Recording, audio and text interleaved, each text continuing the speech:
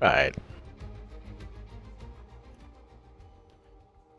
Hello and welcome back to the stream. Introducing part 13, where we are venturing ourselves to the Hungarian Grand Prix. That requires response immediately. Oh, new regulations.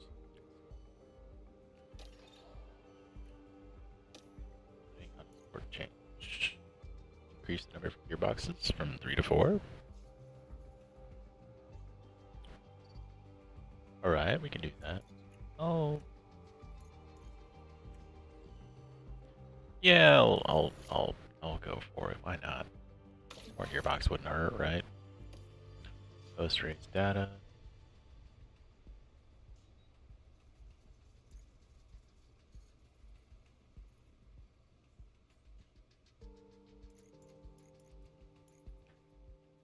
Yeah, that'll crack the floor.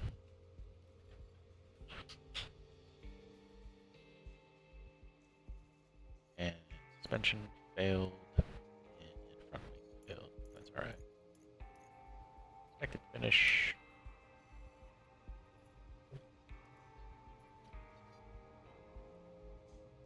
It's 15th. Actually 11th. Expected 12th. Actual finish 14th. What?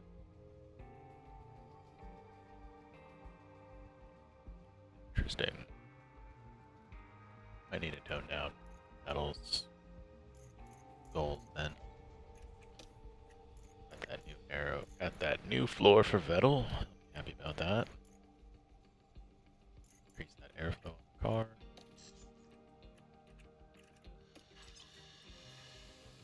Right. Overall, we got the, Yep. We have our 7th fastest? The 7th fastest car. Overall performance.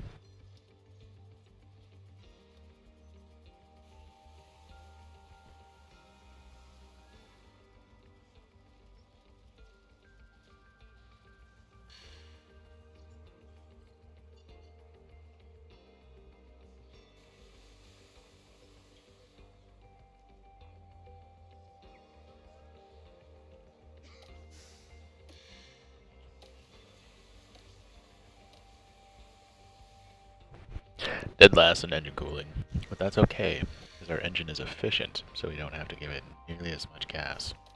Petrol, or fuel, if you will. Kilos of fuel. I forget they do that by measurement.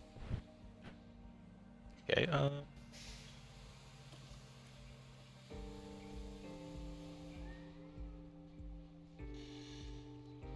heading into Hungary.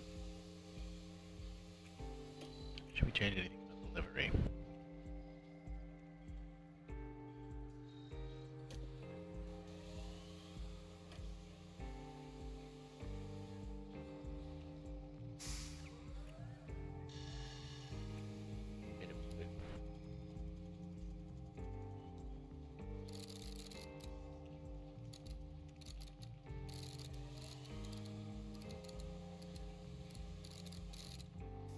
Who are we? We're steak.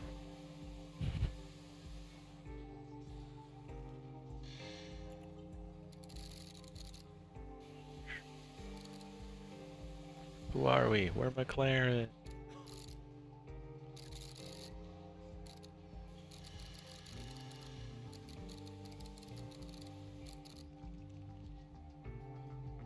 Who are we? We're for Mercedes. Mercedes light. Kind of funny.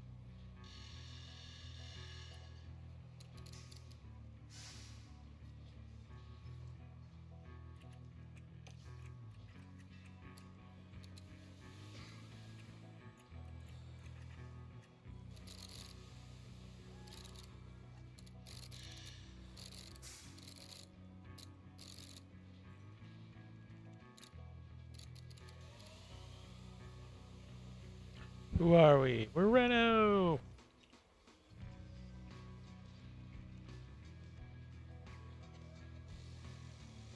Kinda cool.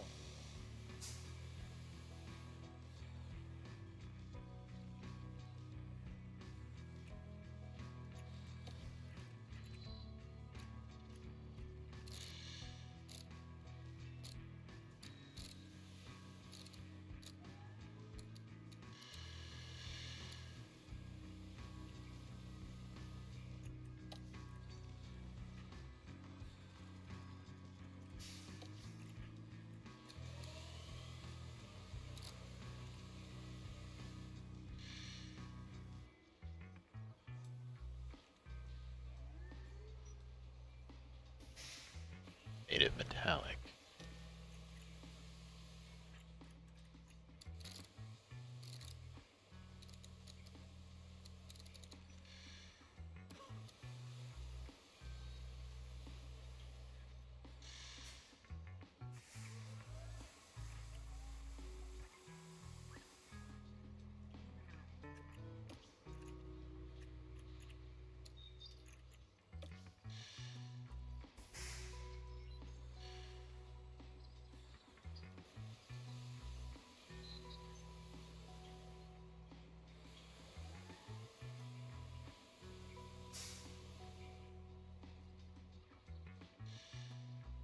That'd be interesting, huh?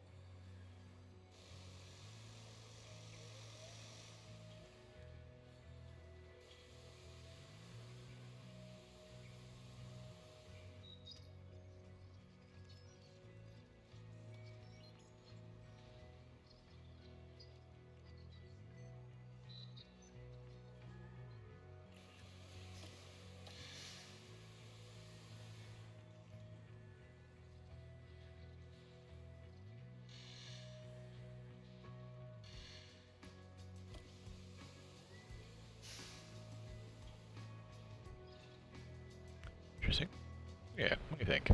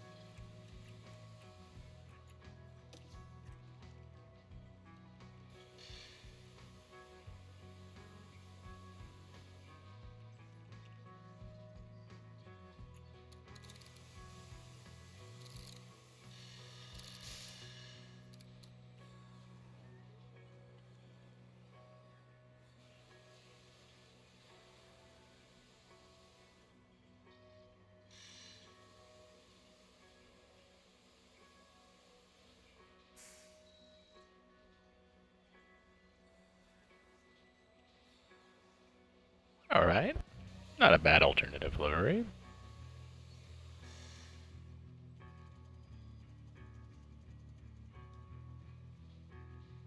Lufthansa. Tacky.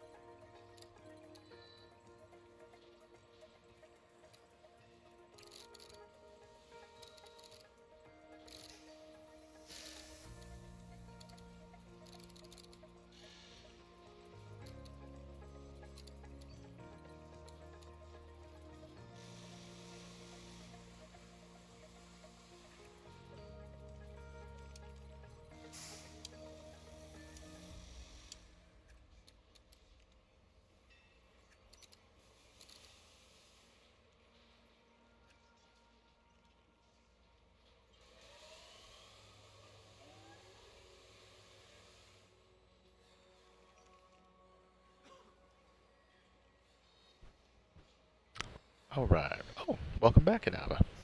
I'm thinking so, yeah. Didn't realize you popped in. I was so focused on painting. Maybe. I think we'll do like a certain custom livery for this. I do like it. Not sure how I feel about the, boss on the rear.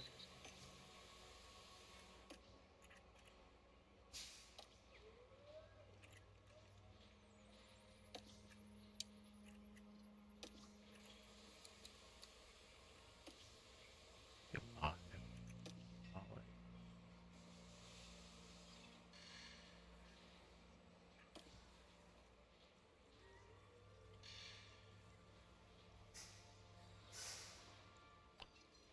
Change it up a little bit. A little here and there. Decided to do, metallic on that. So it starts out metallic here, and then as a gradient, gets brighter as it goes to the back of the car.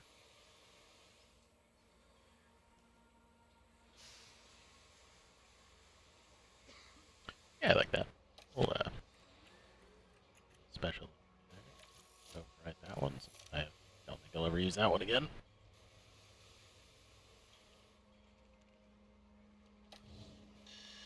Thinking maybe Monza. Monza's coming up. Feel like a Monza livery there. That'd be kind of fun. Monza maybe we could do.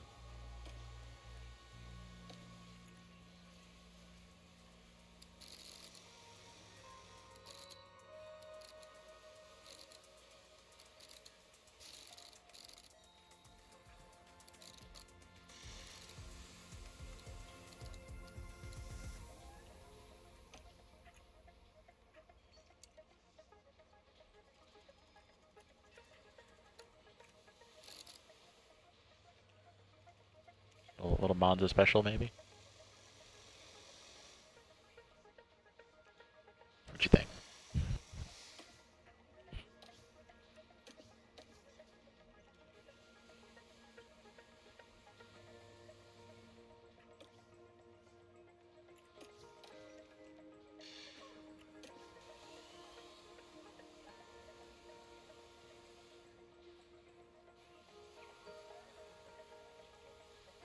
That green's still a little too bright, though, isn't it?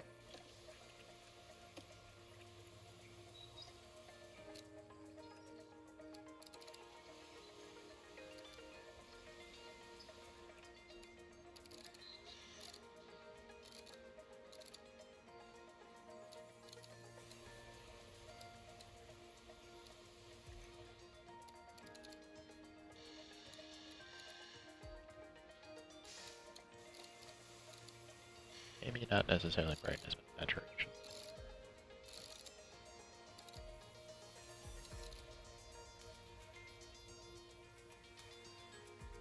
Maybe this will be our Monza special. I like that.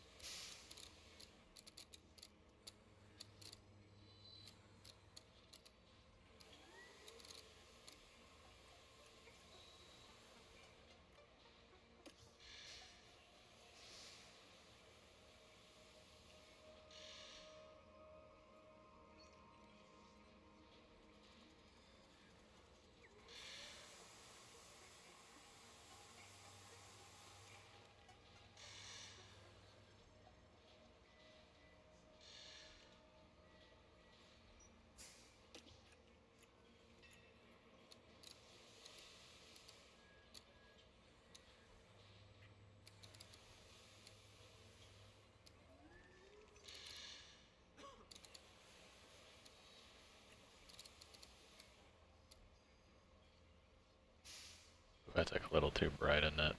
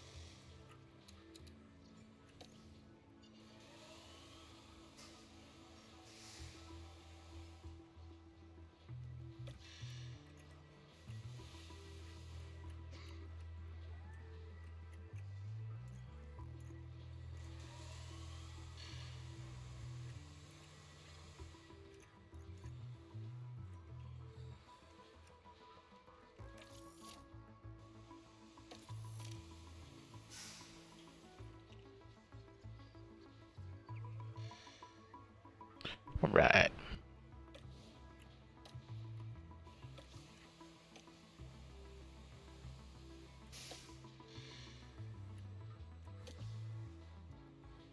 The car livery right now.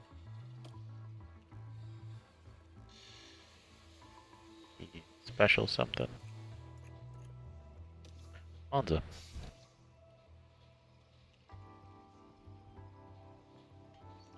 This will probably be the Belgian. I'll probably do this for Belgium. Maybe the Netherlands though. I don't know. Whatever track is get us. Yeah, probably Belgium because it'd be relatively close to Germany. Since there really isn't a German Grand Prix. I'm hoping that maybe in real life, because Audi's coming back, that like because it'll be Audi and Mercedes both on the grid, that they'll try to push to try and have a German Grand Prix return.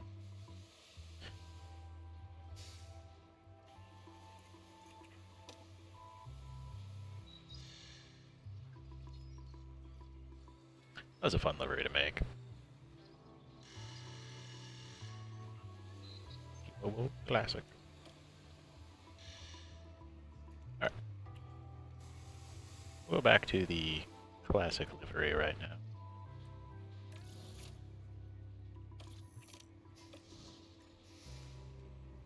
That's the car livery. Thanks, man. I know. I spent. I'm be honest. So I used to paint in Forza Motorsport, and when I got into it, oh my goodness! Like I would get lost in the sauce. I'd be making all kinds of little tiny little tweaks and details and stuff, and I would get lost in the sauce, and suddenly it would be like, 6 or 7 hours later after painting one car, just one, and I painted like at least 100, if not 200 cars throughout the course of my time on Forza Motorsport. And then when I saw that I could do a livery editor on this game with the creative team, I was just like, uh-oh. I mean, I probably spent at least a good... I probably spent a good, like, hour and a half just on the racing suit, Just on the racing suit. Like, alright, colors, making sure everything matches.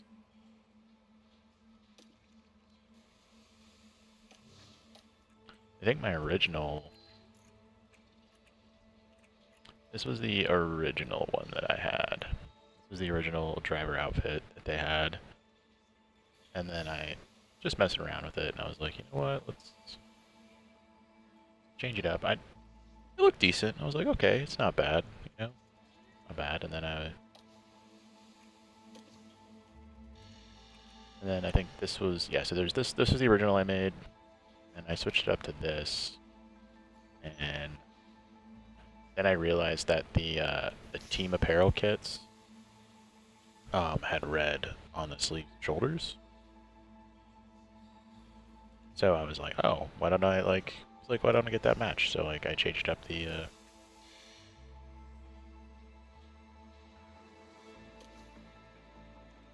changed it up to match the team apparel. So all right, cool.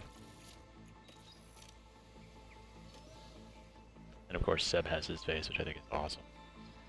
Mr. Only, thank you so much. Right.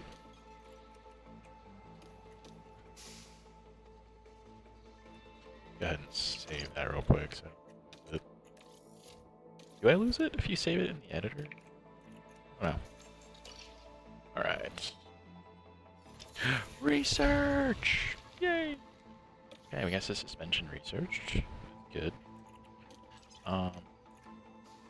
So my plan right now is try and have three items researched to one designing one new car part. So that way we're not getting completely outpaced designs.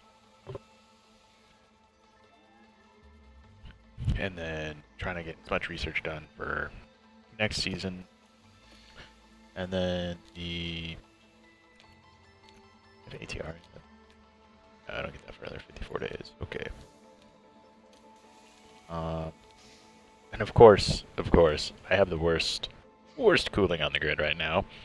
And of course, next season's regulations are we're gonna dock engine cooling. And I was like, oh great, cool, but not really.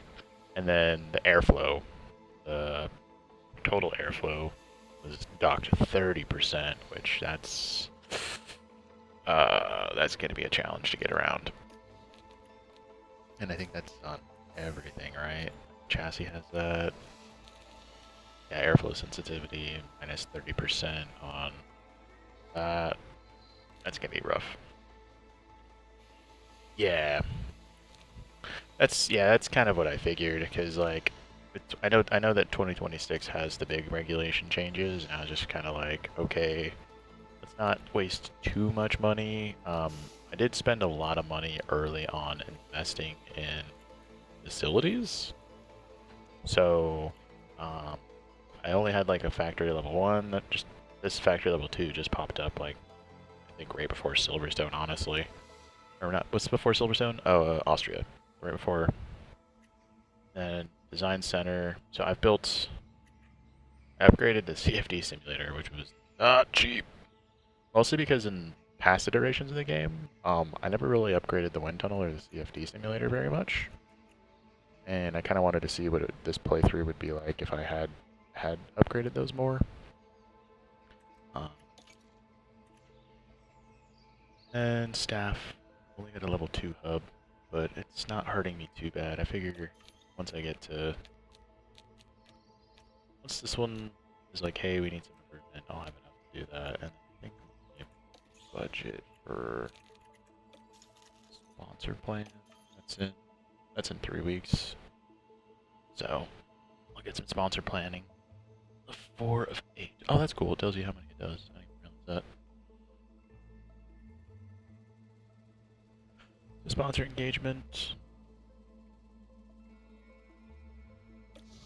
Yeah, I always felt the wind tunnel was a little more important than the CFD, but I've never really like upgraded it too much.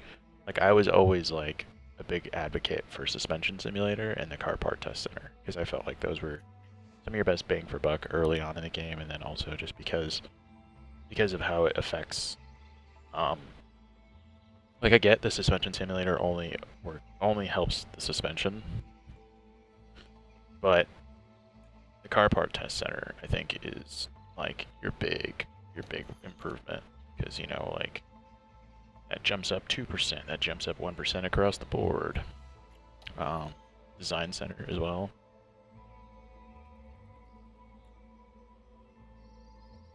But I figured if I'm gonna play a long game, then I should at least try and get the wind tunnel and the CFD up. Oh yeah, yeah, for the tires, yeah, that's something I always always tried to develop my cars towards as well. Even in the previous game, I was like, I want to make sure my tires last, because if you don't have the best drivers right away, you know, like if you don't have any of the top dudes that have great smoothness, you just chew through your tires, and that doesn't really matter how, like, fantastic your car is if you're chewing through your tires. You know, you have to pit sooner, or you have to, you know, pit to a harder compound, and then you can't push them as long either. Because I think like the less smoothness your guy has too, the easier it is for them to overheat the tires, I think is how that works. Because I noticed that, I know Seb has really good smoothness, like his smoothness is, yeah, it's S plus right now. Well, that's because of the affinity as well, but I think it starts um, lower than that. Like I think he started with like a. I was looking at him before I did this mod, which makes the grade, the letter grade, which I think is a little. I think it's a little more fun that way as opposed to having the just the pure number. Because it's like that's not something you would like know in real life, right? Like you wouldn't be like, oh, this guy has, you know, the best smoothness ever, and we can tell because it's a 97. And I just thought that was kind of silly. Then when you go scouting, like, at age, whoops, overall rating. So yeah, we have, you know, we got the 3 S tier drivers with Lewis, Fernando, and Max, all current world champions. Then you have your A plus guys. And I think in order to get A plus, you have to be rated 85 or higher, I think it was. I think it's like 85 or higher, and then once you hit 90 is when you become S, I believe. But it just adds a little more, you know. It's like, oh, adaptability B plus, overtaking is S, controls S plus, cornering, smoothness. All this is affected by mentality though, so you don't. Like when you're scouting like the younger drivers. So let's do the F2 boys. Let's see. Oh wow, Kimi Tonelli's already up to a B plus. Oh, that's scary.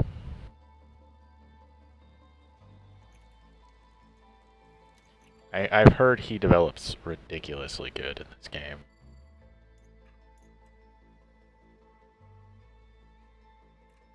Like, you know, you go here and it's like, oh, he's A across the board already.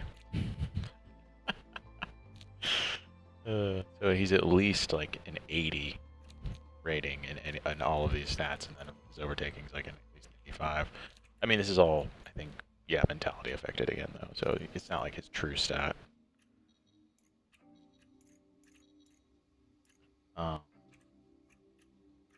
Oh, speaking of which, that's what I wanted to look at. Alright. Drivers' Championship for F3.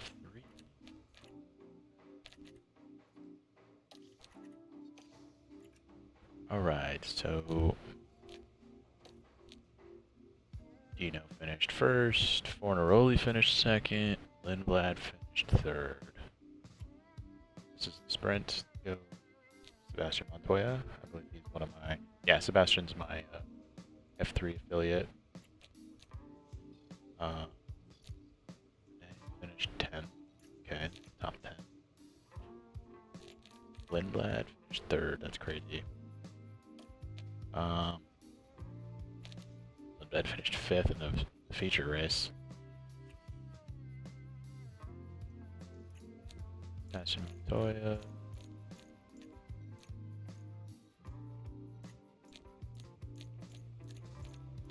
Wait.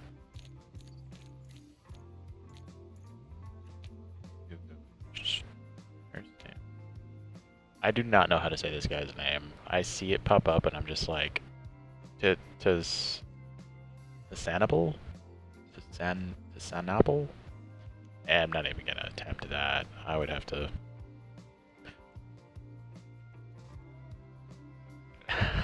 That's cool. That's pretty dope.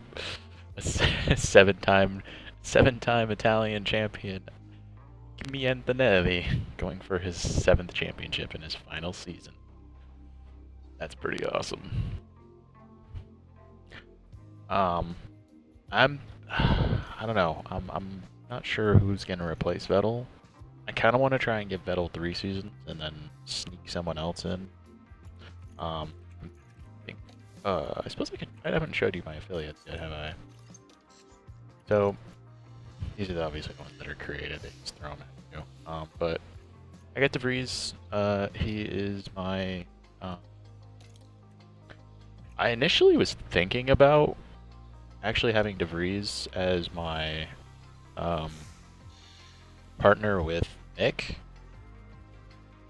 Because I was like, oh hey, you know, he should be in the game, right? And then I was like, I realized I could also retire an unretired Seb. And then I was like, what? I can unretire Seb?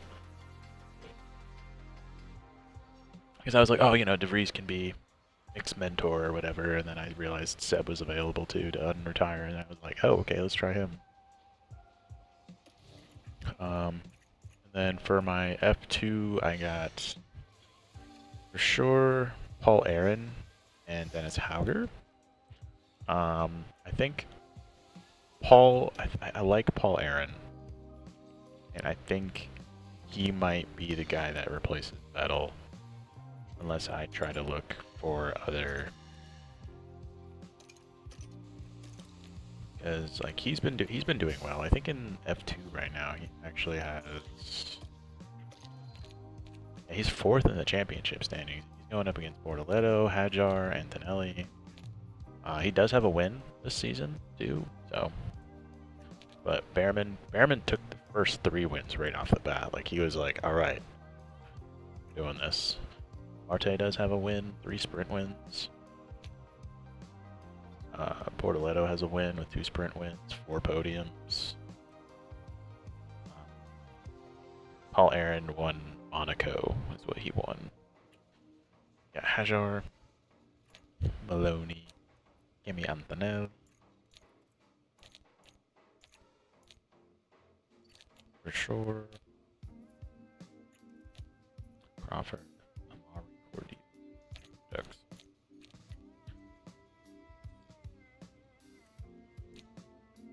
Picked him up. Franco Colapinto. So Colapinto will not be going to Alpine next season. I mean, he does, but I think he's doing it as an affiliate. Yeah, he's going to be an affiliate with Alpine starting next season. Or did he sign a contract with Alpine for... Wait, what? I thought he was... Oh, did he really? He signed a contract with Alpine? For car 1? Oh, where's Gasly going? Hold on. Hold on. Oh no, Gasly's in car 2, right?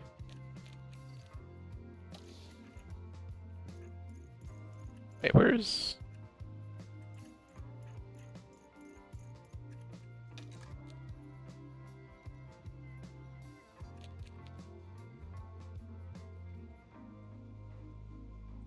Hold on, that doesn't make sense. I think Duhan's going in the car. So Duhan's actually doing his... Duhan will actually... Duhan... Is it Duhan or Duhan? Either way. Duhan will be in car 1. He's replacing... He is doing the actual... Going into 25, most of the sea changes that have happened in real life will be happening. But...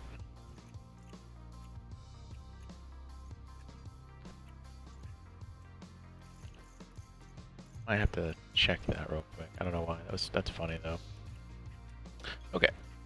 Oh.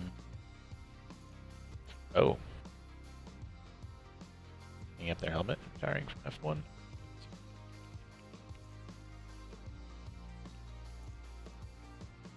Okay. Engineering complete. Alright, we got that chassis. Oh yeah, then I guess I can show you my staff too, since I haven't shown that. So Alan Permain is my pit crew guy, my sporting director. And then I have Simon Resta as my technical chief, and then I made an aerodynamicist because I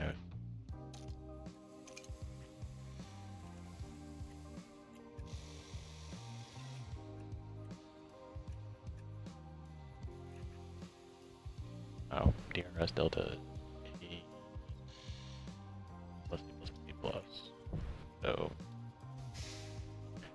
airflow sensitivity and low speed downforce. She is top tier, but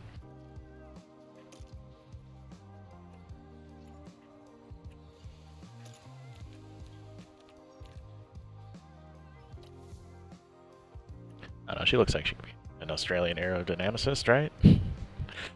I think it was the only one that didn't have like an older team prince or an older character from 2023 to pick from. So, and I wanted to try to use as many real people as possible in the game. I didn't want to have to make too many like creative players. Yeah, that was cool to have like a lady that's an aerodynamicist. It's a little F1 movie inspired too. I was like, oh, that's pretty cool.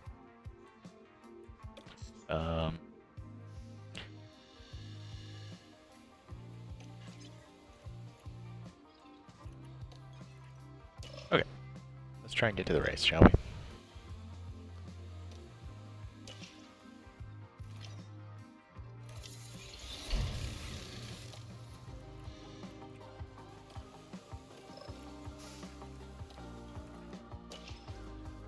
Alright, what are the regulation votes? Hey, look at that. Montoya is up to... Oh, okay, this is the only time it tells you, like, what their overall rating actually is.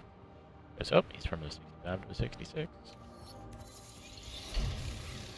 Suspension. Whoa. Biggest issue, personal driver standings. Well, Seb, if you don't like where you're at in that, unhappy. Why is everyone unhappy? Underfloor suspension regulation change. Oh, I think the regulation changes add that the just increasing the gearbox limit up to 4. People were like, we're tired of blowing through our gearboxes.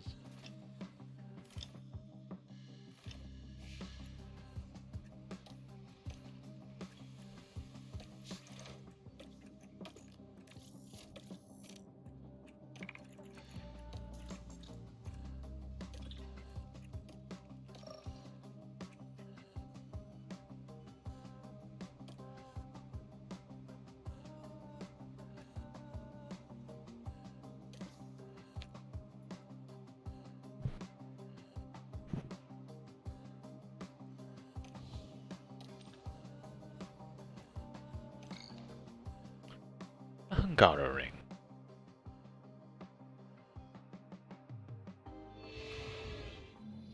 Welcome to the beautiful Three Springs Valley, here in Hungary.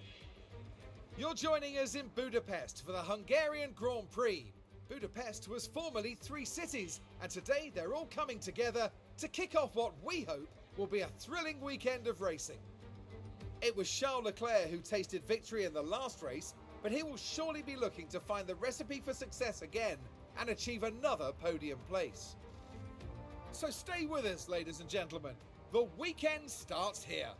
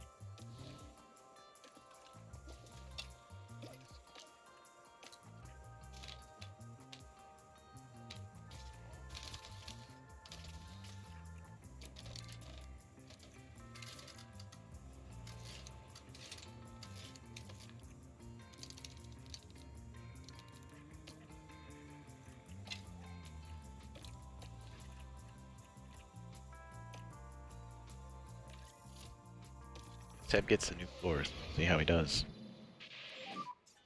The green light.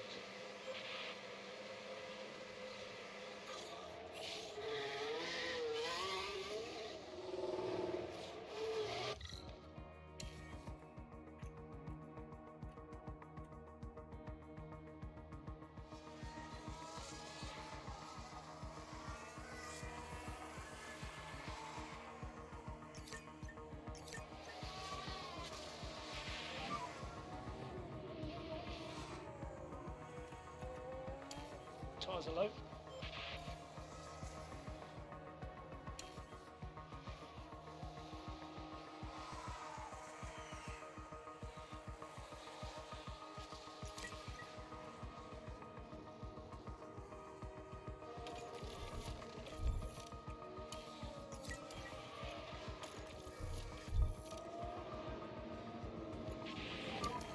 Full box at the end of this lap.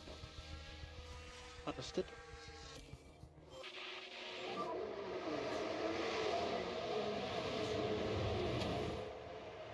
Limits are on. Stop on the marks.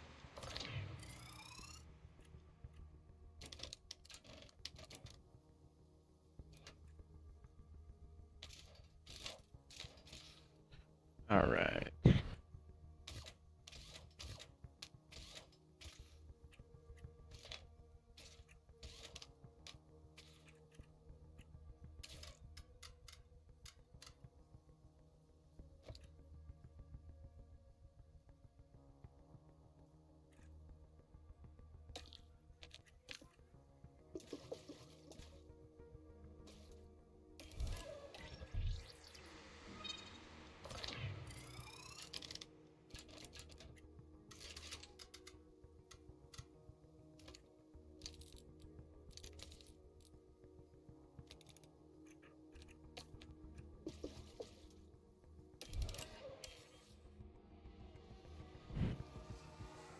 I always do the first practice session to like get a feel for the setup, and then I generally just sim the last two.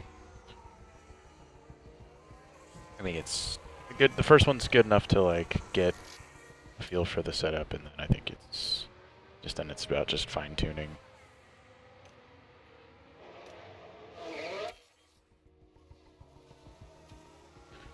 I'm sure you probably spend all of like 4 seconds setting your cars up. You're like, oh, this track gets this, and this, and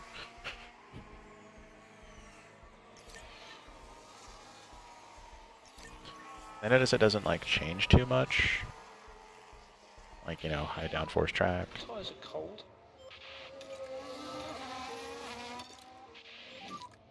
Lean on the tyres at the high speed, but don't overslip them. Yeah.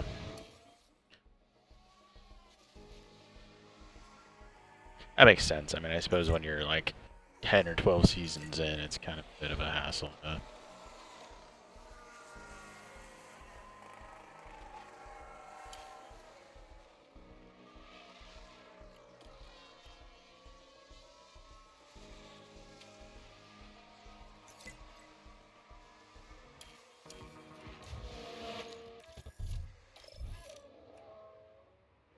Interesting.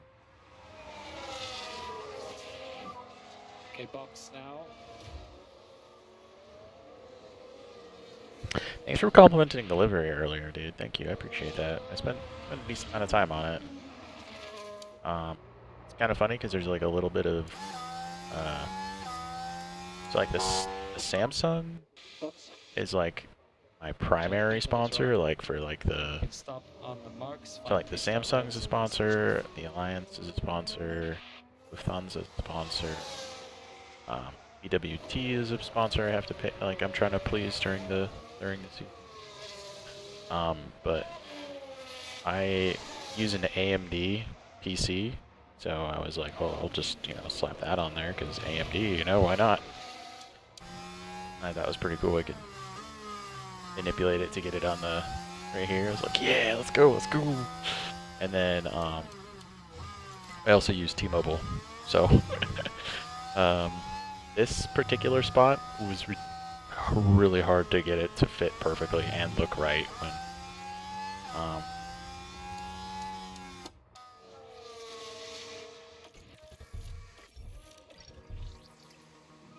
Oh, okay. How about that, huh? Looks like this is nice.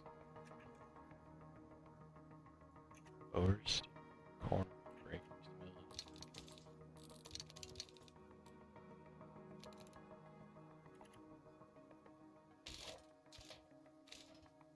I'll try to.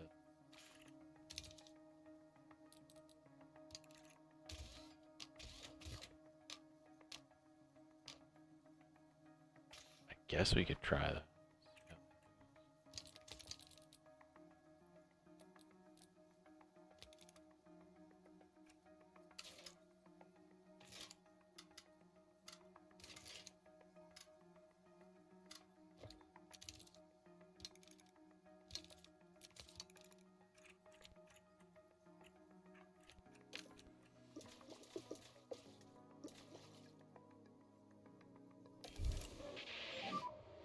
Box, stop on the marks.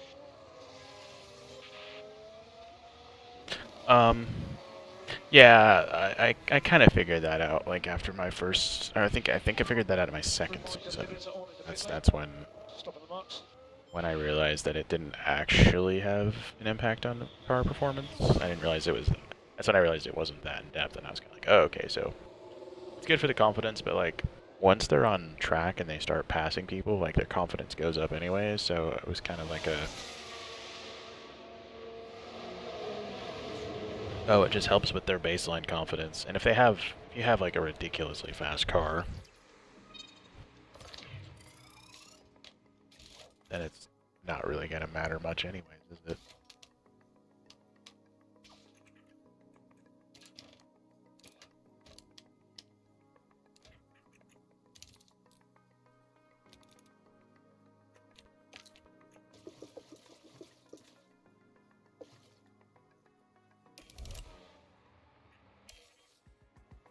Because I was used to like setting up cars in like Forza and Gran Turismo, Project Cars, um, even the F1 game back when I played those.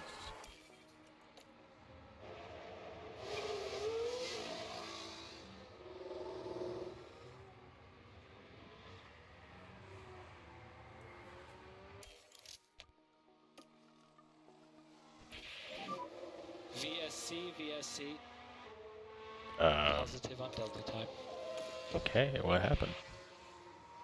Oh, Hajar wrecked. Now we've had a crash. Oh, Hajar wrecked Yuki's car. Hajar wrecked Yuki's car. Oh, okay, it wasn't that bad.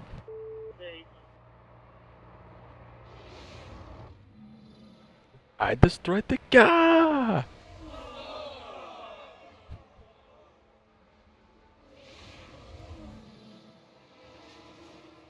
Yeah. It's a shame. It's like for the diehards out there, I get it.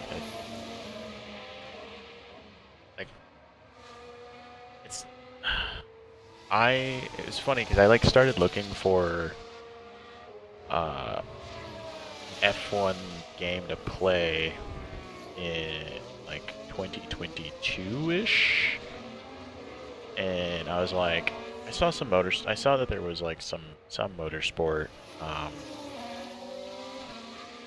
Oh yeah, the mods keep it fresh, man. It keeps it nice and good.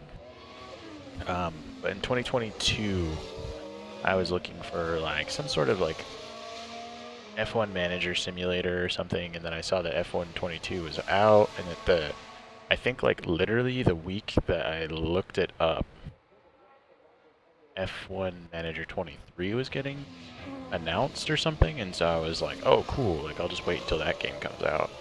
And I ended up picking that up, and I enjoyed it, and then I was really excited for 24 to see what they were going to do. And I picked up 24. I took a break from it for a while. I had a lot of interesting things happened last year that I had to put gaming on the back burner for a little while. But then I was like, all right, cool. When's the 25 coming out, right? And then I was like, oh, it's not. That's sad.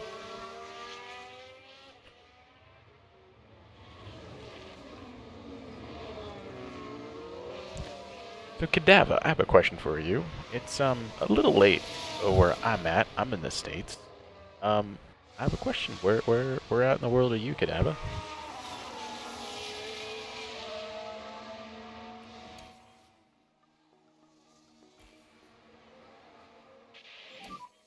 VSC ending. Australia? Oh, so tell me, you got it. You're an Oscar Piastri fan, right? Right? Come on, gotta be. He's leading the chip right now. He's in a damn good car.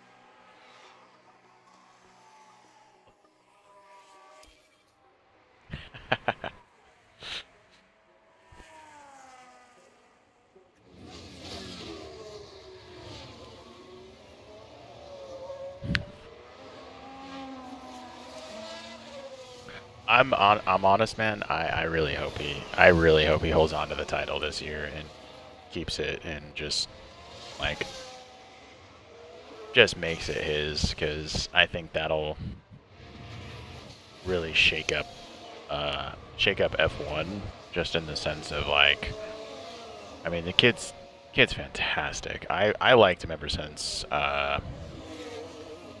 really I really started paying attention to him. I had no idea who he was until the whole Alpine contract thing. Like, I didn't realize, I didn't follow the sport nearly as close the last few years as I have. Well, prior to 20, like I basically lost interest in 23 just because it was crazy to watch Red Bull win everything. Like, I think a lot of people kind of checked out, and there's a lot of things that were happening that wasn't Red Bull winning that some people tuned in for. And it wasn't until the Alpine announcement, and then he was like, "Nah, fam, I'm going to McLaren next year," because Danny Rick replacing Danny Ricciardo. Because I called Danny Ricciardo joining McLaren like a year before the announcement happened. After watching, I forget what race Lando and Daniel Ricciardo were at, where they were like, they ended up sitting next to each other in like a press conference or something, and they were just giggling back and forth and having fun. And I was just like, dude, if those two are teammates, it's gonna be awesome. And Danny just obviously had lost a little bit of his magic that he had, and had trouble with the McLaren. And then, I mean, he did get the win in Italy, but I kind of feel like that was just sort of like Lando didn't really get a chance to challenge him for it in that race. They were so concerned with getting the W, and then also making sure it was a 1-2 at Monza that year. And it was a little rough to watch. But I liked Daniel Ricciardo. I just didn't think him leaving Red Bull was that great of an idea, because especially going to Renault at the time, like Renault seemed like it was just a mess back in 2019. And then I kind of drifted away from the sport, and then I saw that whole contract thing, and I was like, oh, he's replacing Daniel Ricciardo, okay. And then I looked him up a little bit, and I was like, oh, this kid won F3 right off the bat. First go at it. Jumped up to F2, won that, and it's not like he wasn't going against, quality opponents. Like, he won a pretty tightly contested championship. And then, because I think it's like, if you win F2, you can't stay in F2, right? Like, you basically have to sit out. Like, that's kind of what happened to Teo after he won, and then same with, like, Dragovic. And so I was like, oh, okay, cool. So he had to sit on the bench for all of 22. And of course, the whole Alpine contract dispute, and I was just like, okay, this is hilarious. Kid's got some stones, and then when I found out that Weber was his manager, I was like, okay. Weber's gonna make sure what happened to him at Red Bull never happens to him. And then when he got to McLaren, I was like, alright, let's see what this kid can do. And of course, at the start of 23, when he was there, their car was not great. So it was just like, they just kind of disappeared, and then it wasn't until... Copy that. Yep. Yeah, it's been a while since an Aussie's been a champ, so... I had hopes for Doohan, too. I thought... How is the balance? I thought Alpine was really gonna actually give Doohan a chance, but they just didn't. I was like... Okay, you let one Australian walk on you, you're really gonna try and let another one? But... I don't know. Alpine, it seems like Alpine never, or Renault Group, whatever you want to call them, just has no idea what they're doing. I mean, their engine's so bad that they're ditching it for Merc next year, which I think is absolutely hilarious. Because I don't think they're gonna... Yes, especially since Weber came close. I thought it was, like, crazy that, well, Seb, of course, kind of became the villain a little bit. You know, multi-21, all that. Like, he should have just... But I don't think... like, the kind of mentality that I think... It seems like the kind of mentality that Piastri has is very much just like...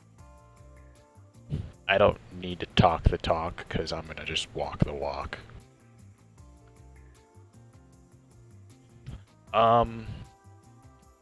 You mean like Alpine will leave F1, or like you think they're just gonna continue to just like fall backwards?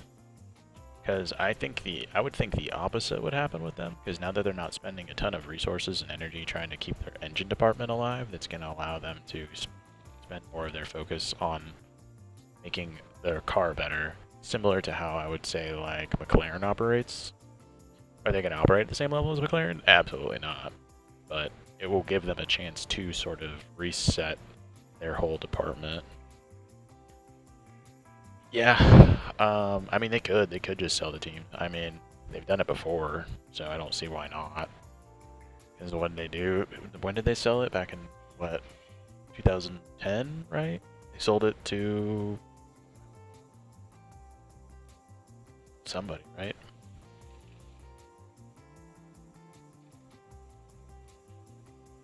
Yeah, I mean, that makes sense. Because Renault is part of their... Oh, Seb doesn't like his setup. Oh well.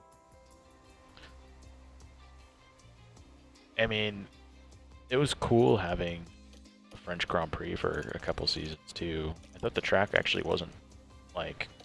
I didn't think Paul Ricard was actually a bad track. Could they have like done something about the stripes everywhere?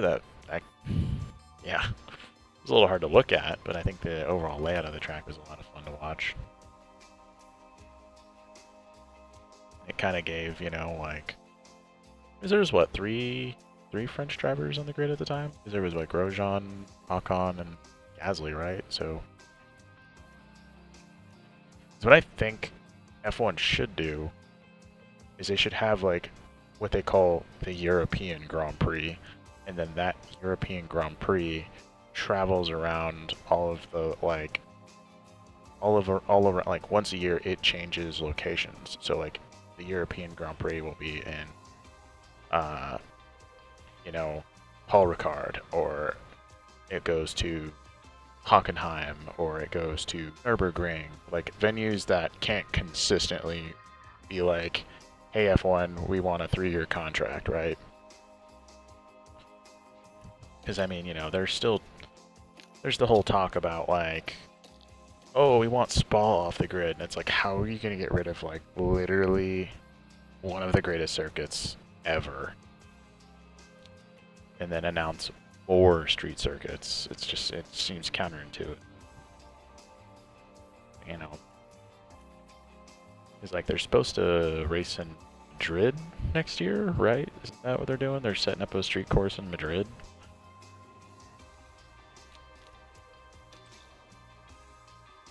Cornering.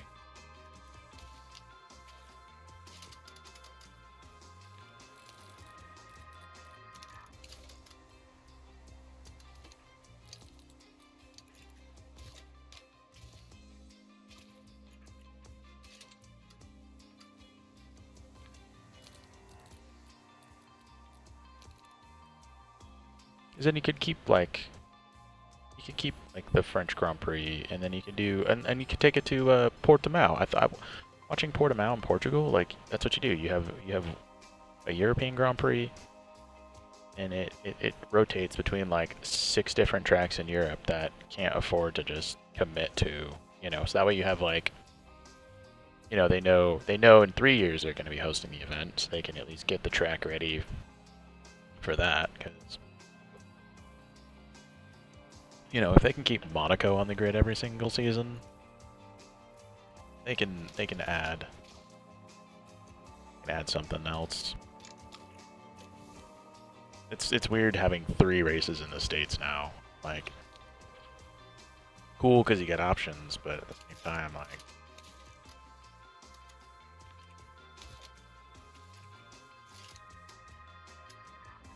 like yeah, we're a big country, but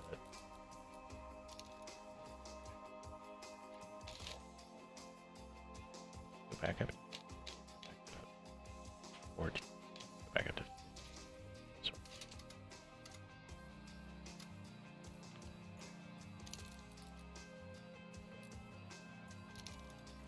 Try that.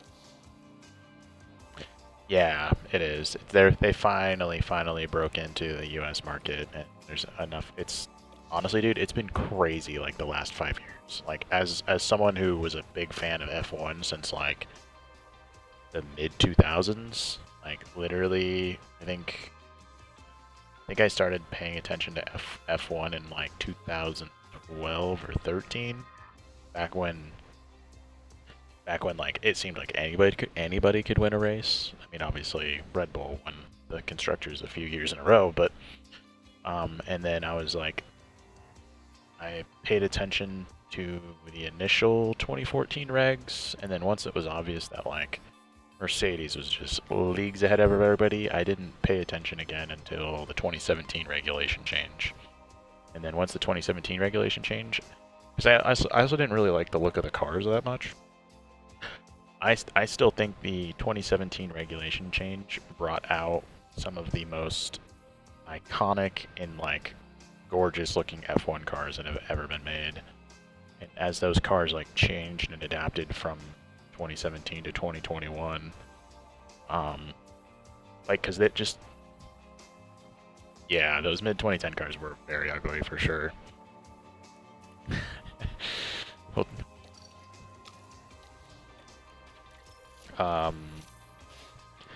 but I liked the idea of the hybrid tech. Like, I thought that was pretty cool, but obviously, you know, Mercedes had such an advantage from 2014 to 2016 that it almost made the sport, you know, unwatchable just because of, yeah, the Caterham was quite the iconic car for all of the wrong reasons.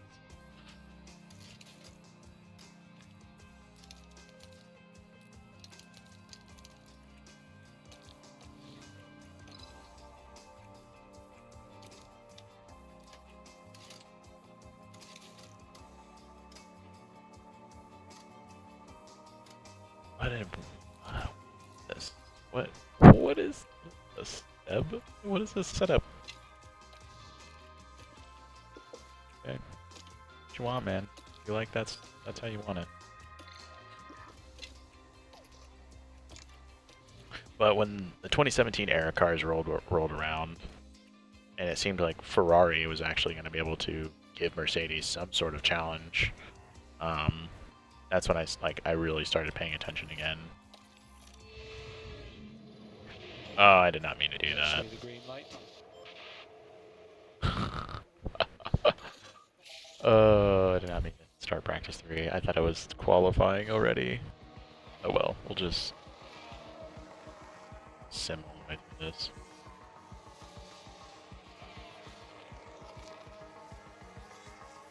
But like, you know, there's some pretty legendary battles, and especially going, you know, Ferrari took the fight to him in 2017, and then in 2018 it seemed like they were like really ready to take the fight.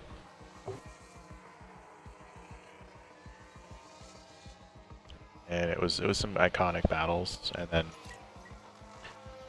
you know, and then I think that's when Drive to Survive started getting in there, and then the American audiences started showing up a little bit. But where I was going with that was like over the last 5 years, like I've started to notice so many more F1 fans like out in the wild. Just like you'll see them wearing like McLaren jerseys or like Red Bull racing hats, or you'll see them, you know, wearing Aston Martin jerseys, like the team kits and apparel and stuff. And I thought that was pretty cool.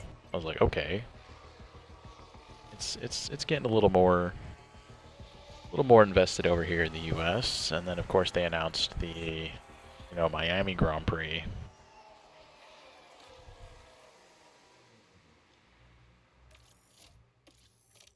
Driver prep. Oh, look at that. I think he likes it.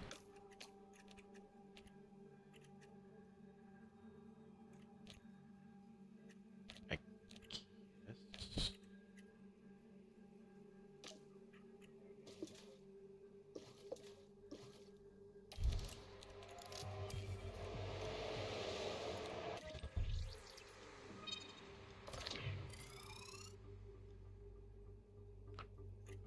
Okay.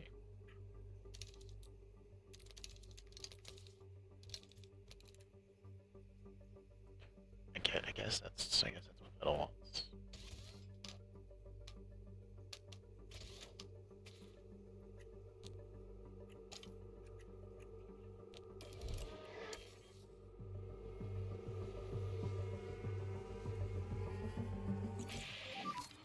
How was the balance? Traction was amazing. Yeah, copy that.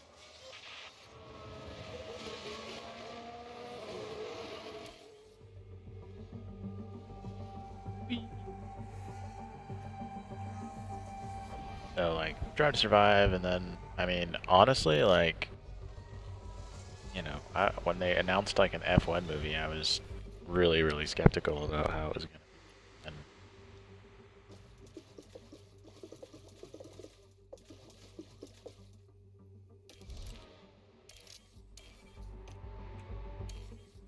And it, like, I actually thought like from a technical standpoint,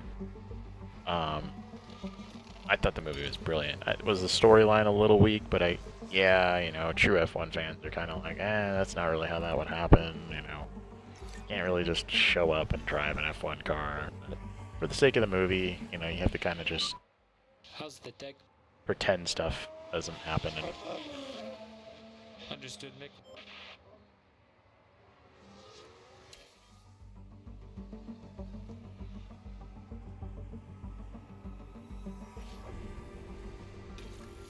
Alright, Mick, your day is done. Oh, he had a puncture?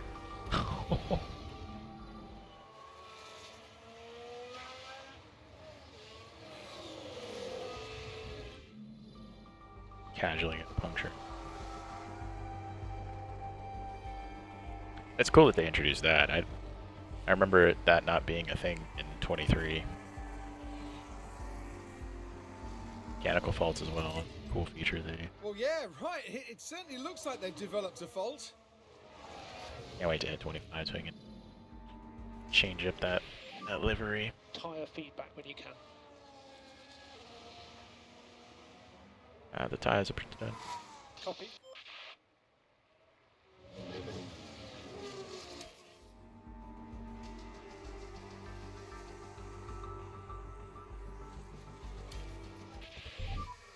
Puncture. should I box? Yeah, we're gonna have to box.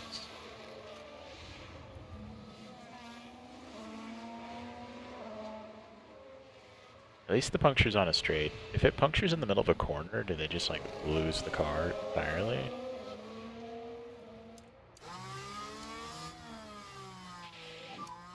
Good to box. Bring the car home safely.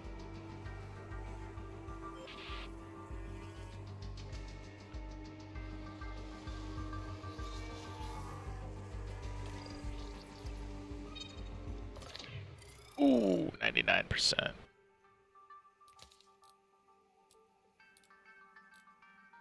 What's there to... What's there to change? Is it literally just one thing? Right. Oh well.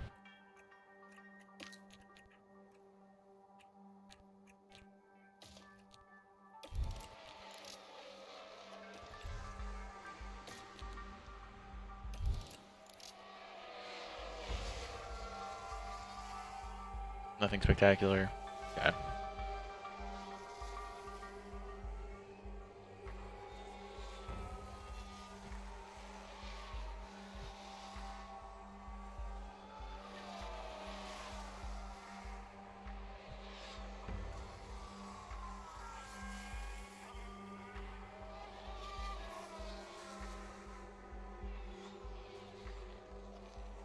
What I find interesting on this graph, it does tell you how many laps each driver's completed, which I thought was kind of cool.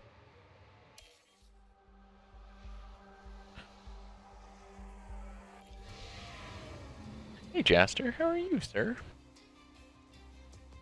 Here. What's up, boy? My cute cat decided to show up, hang out.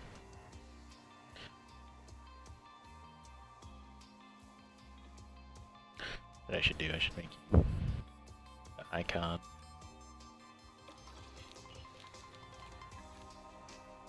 Alright. Track of climate station. Car part now. Set up.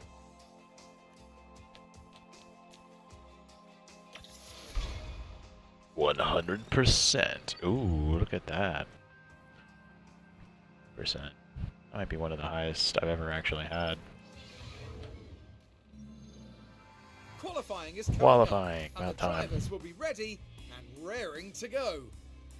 The Hungaroring's short circuit can get crowded during Q1 and Yeah, when I saw Q2. these kits, Teams need to get their drivers these out kits right there here with and in the like best the red position to shoulders, set a fast lap or risk being caught out. I was If we like, could just talk okay, about Mick I'll make that Schumacher match. for a second. Given his recent form, how's he going to be going into this session? Neither of the team's drivers have brought home many points so far, so they'll be looking to change that as soon as possible to prove their worth on track. So here Thanks, we are. Karun. You're ready right. We to haven't been resume. able to pull many points this season because.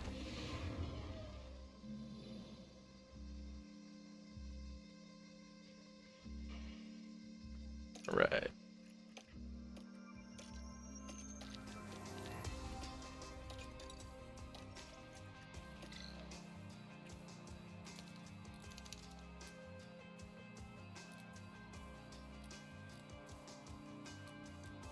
That's gotta be 100 right there, right? It's gotta be what it is. Okay.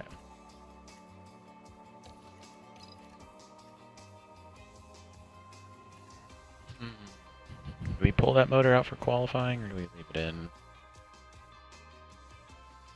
We got spawn now. We'll leave it in. We got spawn next. That's what we're gonna want a fresh motor for. Spawn.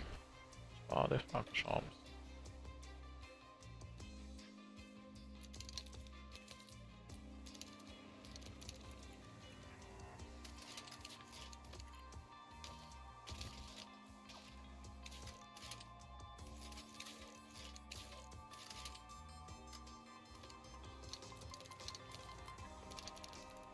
That's the only thing that makes sense, though, right?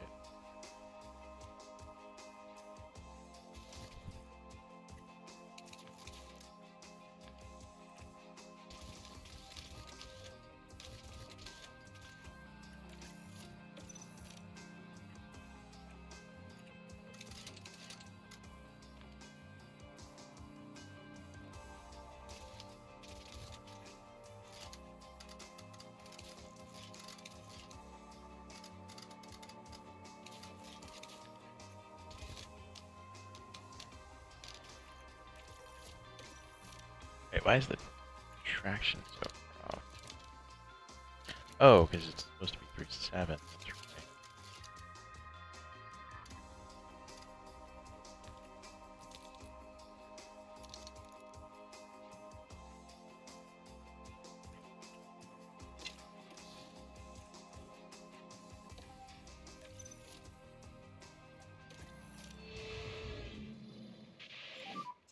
Okay, green light, green light.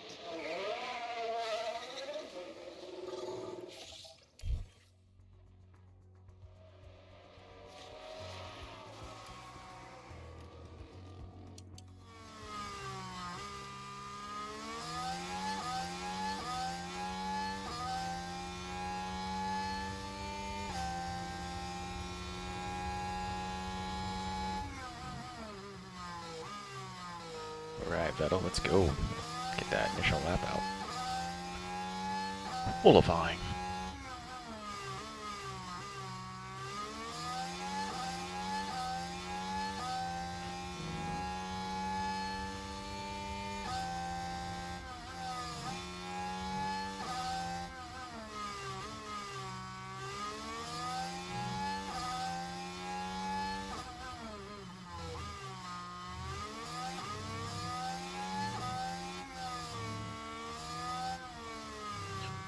Okay. Sector Good gap ahead. sector 1 time. Let's go. 26.2. Yeah, that backs up. Oh, just don't get impeded. Okay, cool. Whew. So the last 3 Grand Prix, Vettel has been impeded on the important qualifying lap every single time. Like the one time he needs to actually put a lap in to get into Q2 or Q3. Both cars made it to Q2 last at Britain, Stay negative. but it was just like Cool the engine. Mick got through to Q3, he qualified 8th.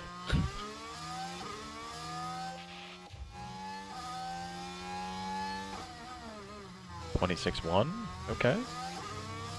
10th up on Vettel.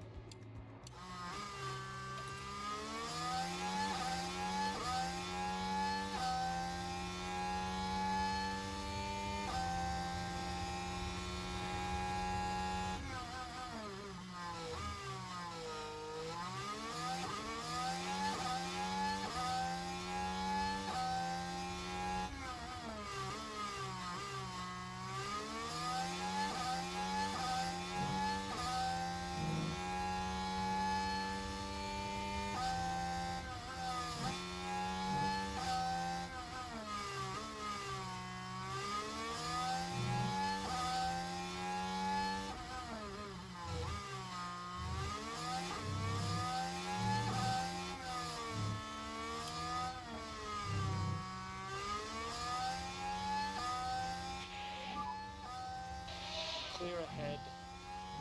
Charge off mode push.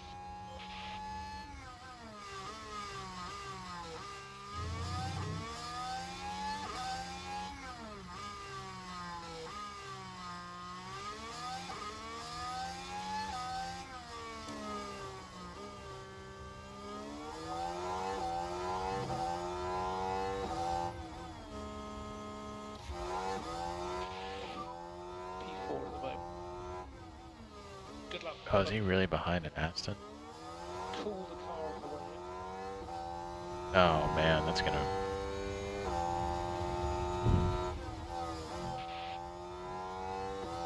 Looks like it got impeded. in.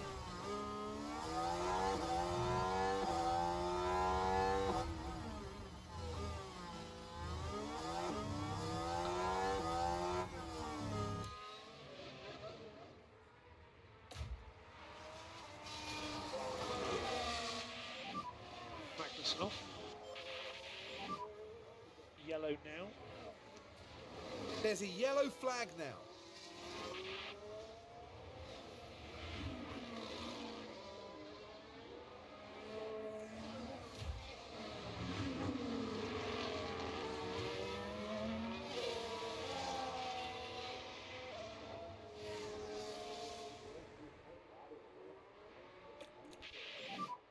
You're P4 right now.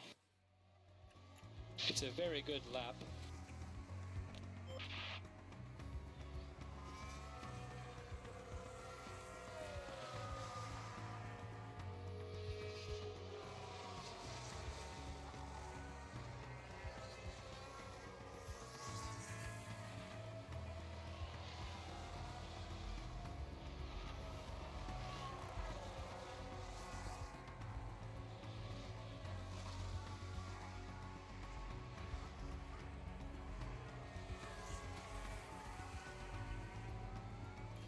Nice. Okay. It's like we made it into Q2. Now we get to see if we can play with the big boys. We're just a little German car manufacturer.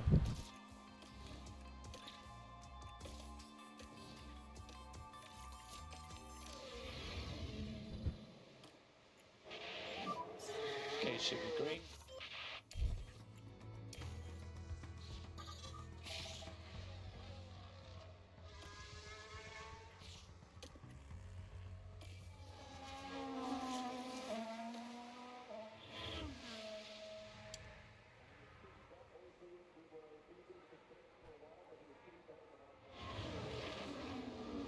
Oh, right off the... Yeah, I feel for you, Mick. I don't know why Merc... Oh. I'm a little surprised they don't get penalties for that, for impeding. Like...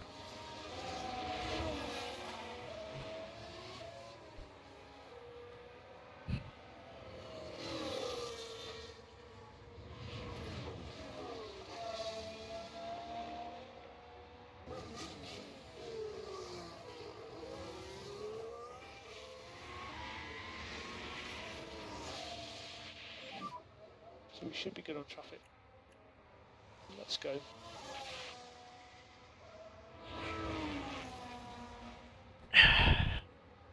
Yeah, it's pretty rough there.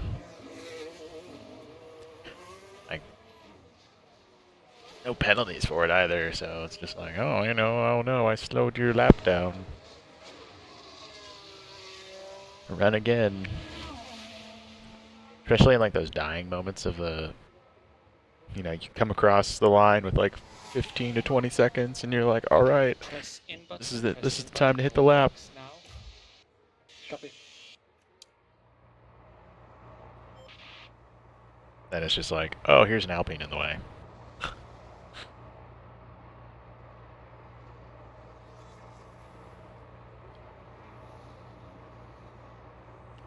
Livery doesn't look half bad when I helicopter view.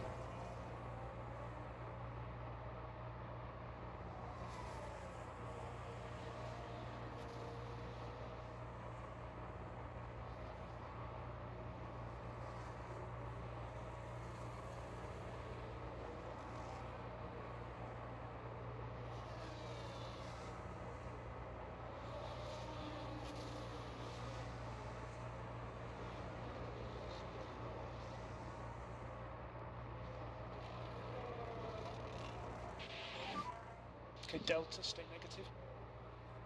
And we need to cool the PU on this inlet.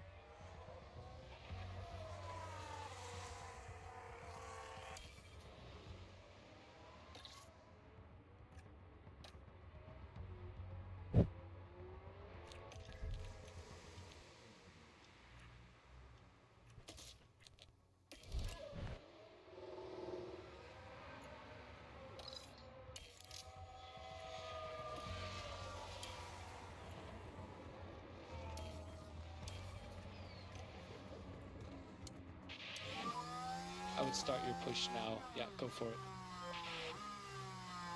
Alright, Mick, here we go.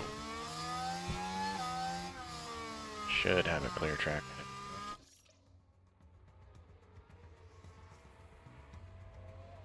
Actually, pretty good.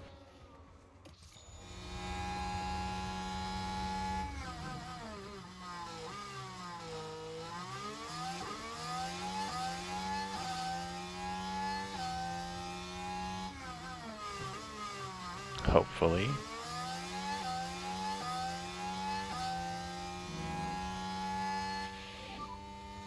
So track is clear. Good to go. Now you say that, but is it?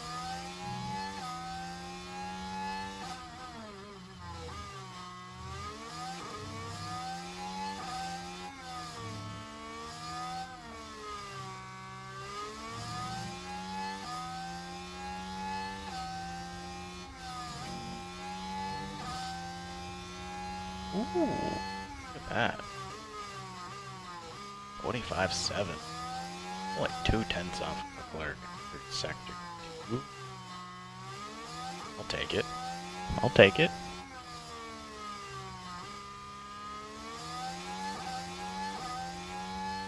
Oh, Ricardo didn't make it through. Currently P7.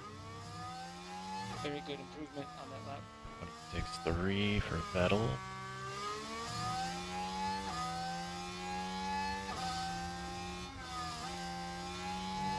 Understood.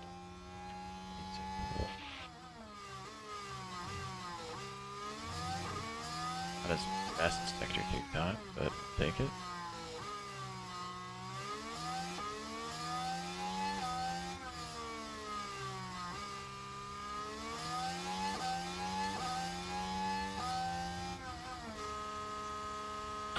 It only goes up a 10th? Are you kidding me? Currently P30.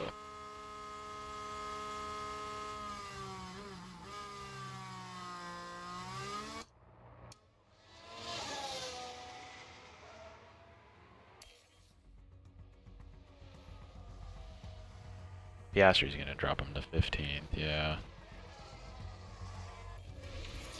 Wow. Vettel's out in 15th again. Okay. And there's Mick in 9th again. Yeah. That's literally how it's been all qualifying all season. Like, one of the bottom 6 teams will pop up every once in a while. And the last couple races it's been Mick. So those points are hard to come by.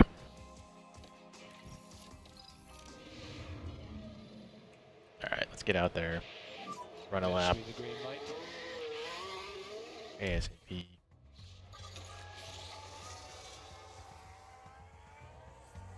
That banker in. Ooh.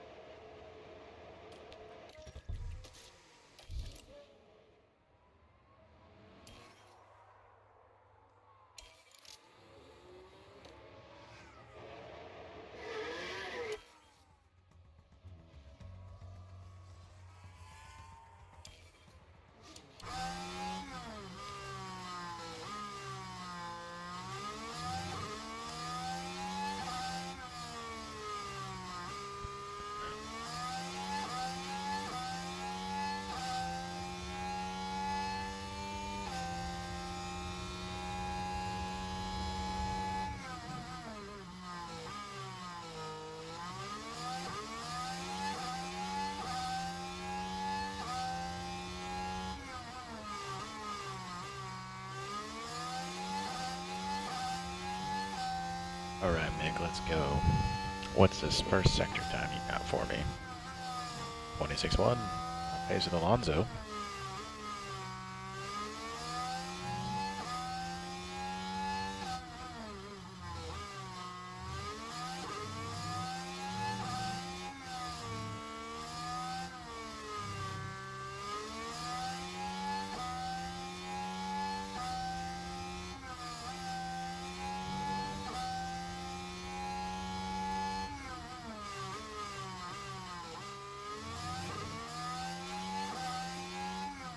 Sonoda's on provisional, huh?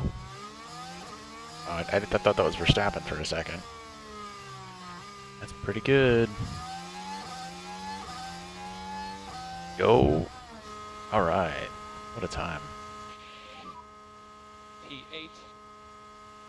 Lap time is good.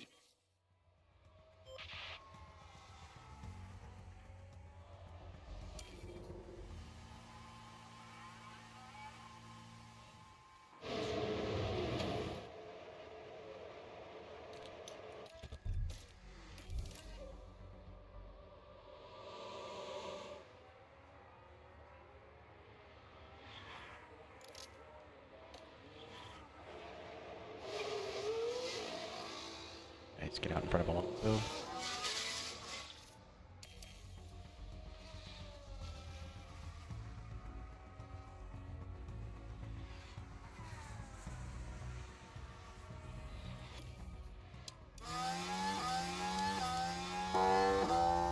Right. Little onboard action for the last lap.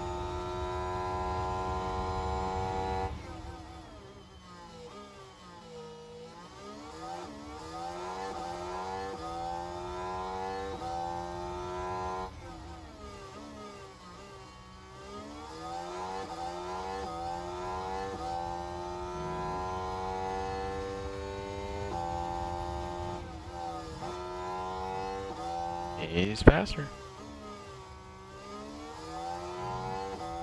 Look at those margins, though.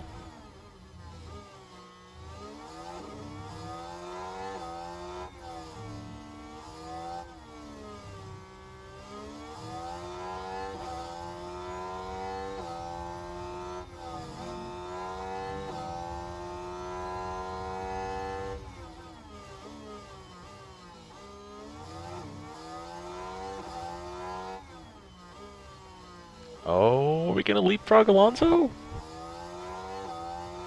Norris's time was horribly.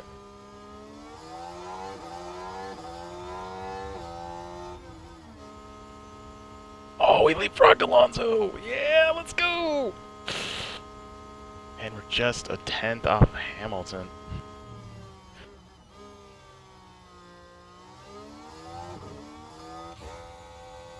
Russell's time is already done. Yeah, everybody's on in-laps.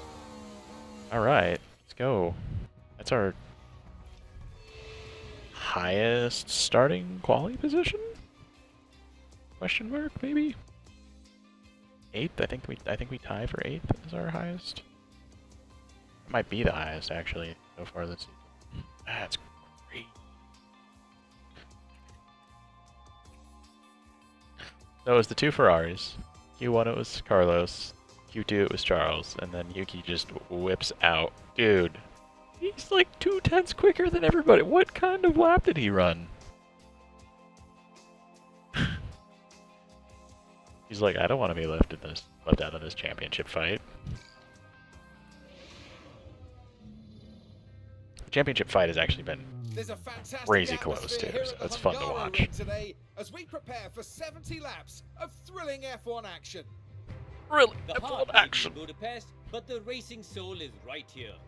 Decades of F1 history saturate every turn of the Hungaroring, including the 1989 Grand Prix, where Nigel Mansell bullied his way from a P12 start to an ultimate victory. What on paper could be a low-speed circuit is turned flat out by modern Formula One cars. The Hungaroring's short lap means track position is essential in qualifying, and drivers will need to be careful of track limits throughout the race. The time has almost come for our drivers to fight it out wheel to wheel. Race day has arrived.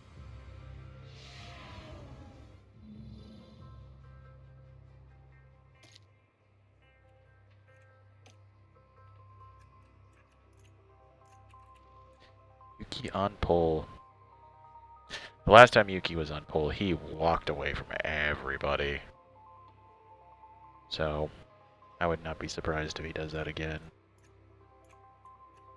Got what? Fernando behind us and Lando. Nando and Lando. Esti Besti. Valtteri Bottas. Hülkenberg. Alex Albon. Between Vettel. Surprised Vettel didn't do higher. Ooh, tire strat. This is gonna be interesting.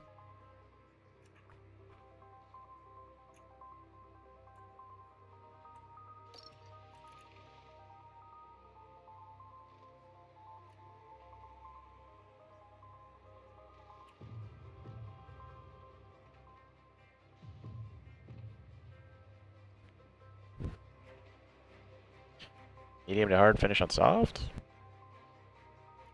Come in, slap that hard on there, and just run it. Let's see. Yeah, makes sense. Probably keep him on the same straight. Well, if Vettel. Let's start Vettel on the hard. Keep him out there.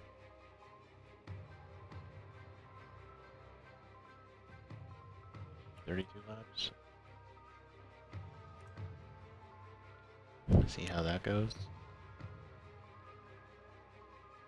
The only thing that worries me about that is, oh,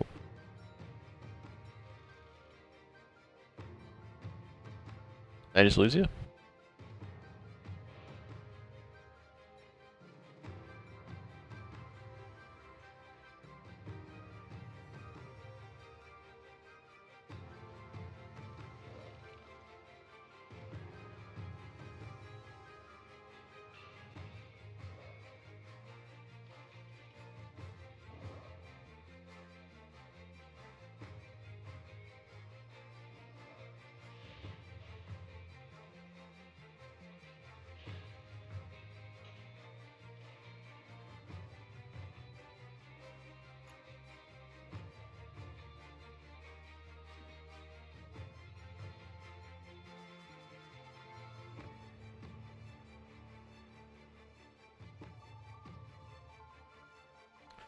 Oh, it did drop.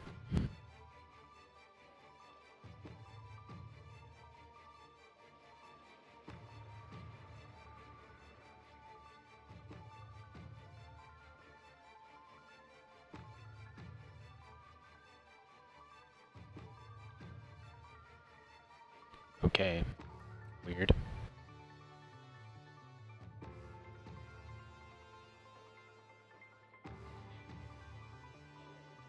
Sorry about that. Little drop there. Okay, update that strat. Alrighty. So this is tends to be a warm.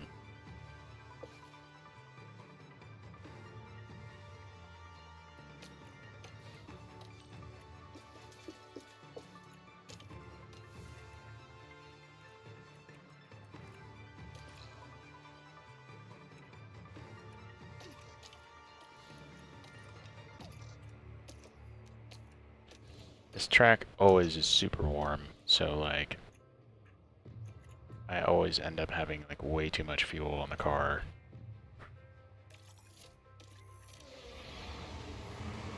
The anticipation is really building here. The fans in attendance are absolutely buzzing with excitement. And here's George Russell settling in for the race. Starting 5th is great for them. If they play the race right, there's a real chance to score a good result today. This should certainly be a good one, folks. And here we go with the Hungarian Grand Prix.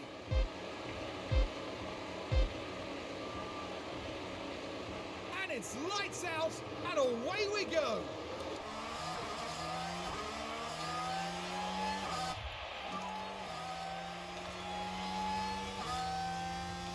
Yeah, copy. Let these guys go. Oh, we're up into 7th. Nice.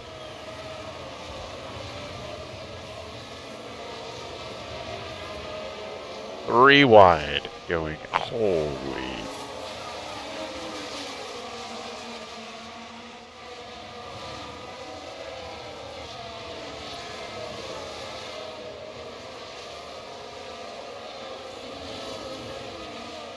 Vettel, you crazy man.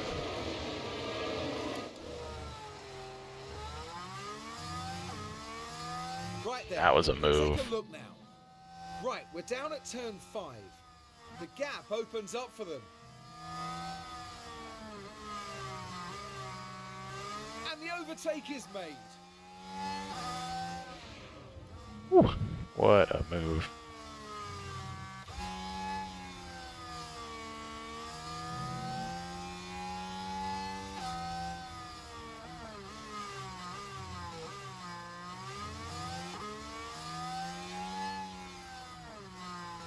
Yeah, look at that. 42.8 C. Dude, that's so warm. 27.9 isn't too bad, though. DRS enabled. So you're currently P7. Okay, there's McLaren ahead.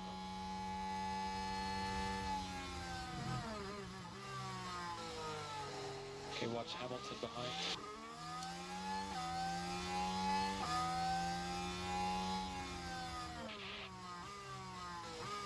Use it.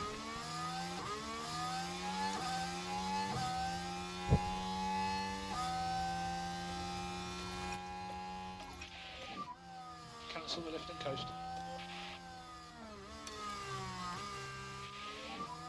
We need a lot of low speed scrubbing.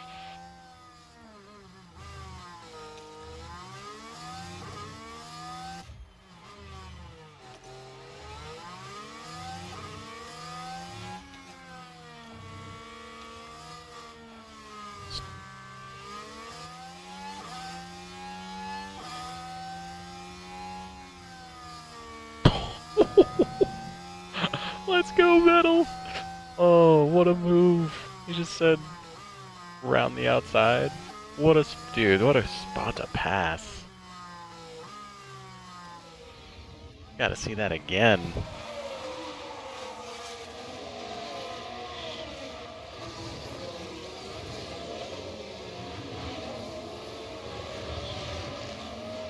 That's the stuff of legend right there.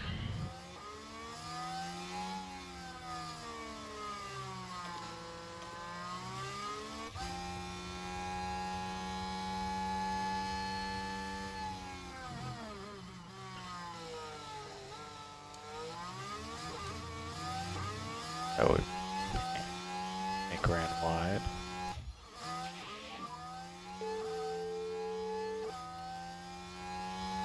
We still have a champ.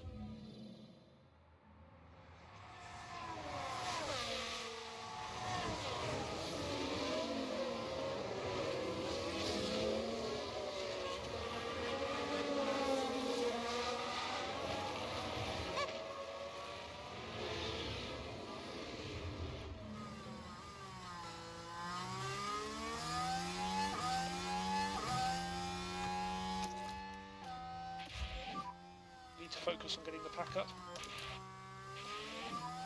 Okay, charge on. Copy.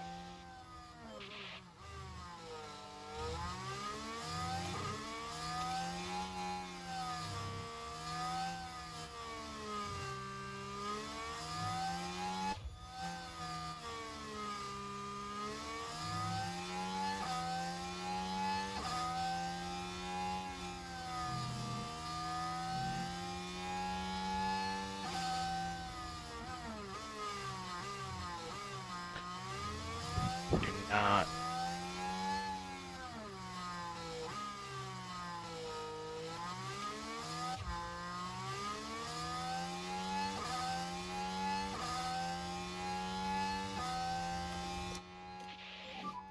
So we just need to go charge on. Copy.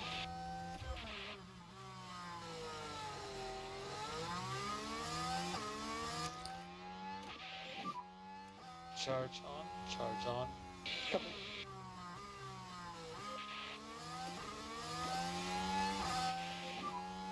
Lift and coast is good. Copy.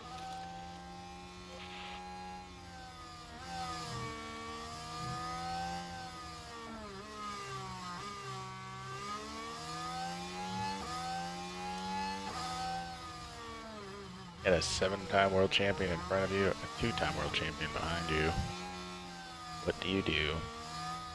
That's right, you bring out your inner father. Be like, he's a 7-time champ too.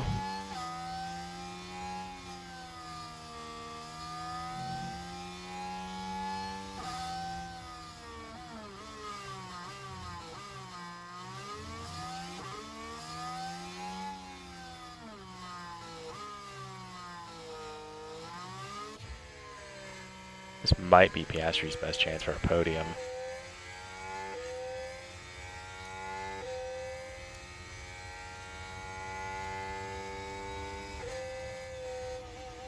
The top 5.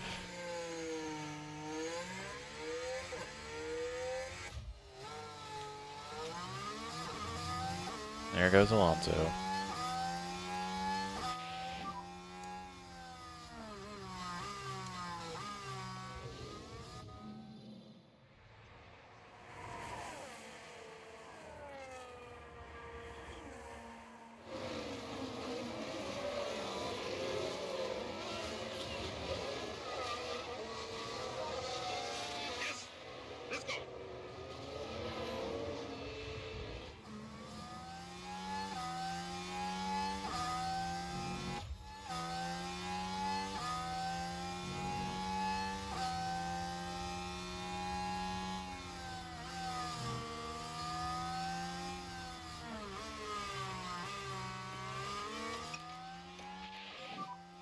Focus on managing the rear.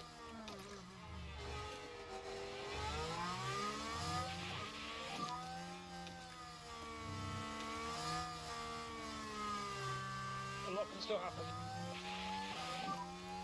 Save fuel. Energy available. Keep pushing, you know what to do.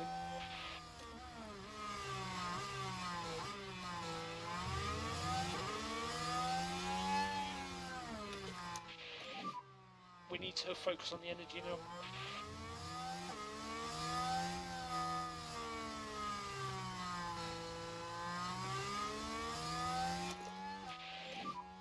Overtake is available.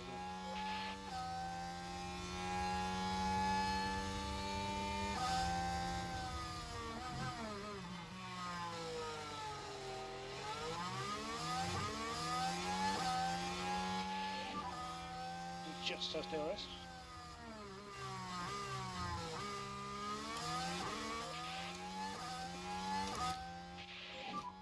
Bring the pack up. Oh, Vettel. This is good. Your P12. Car ahead. Ocon. Let's see what happened there. Now Alright, we're watching move. the action closely here. There's the opening. And the overtake is made.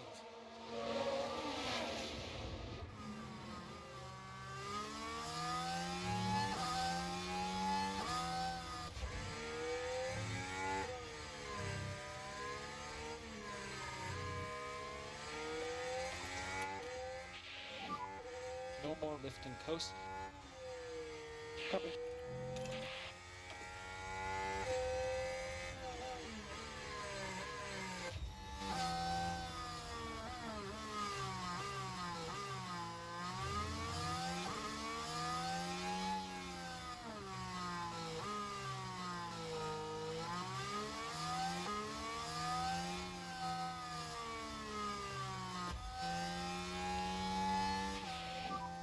Careful on the energy.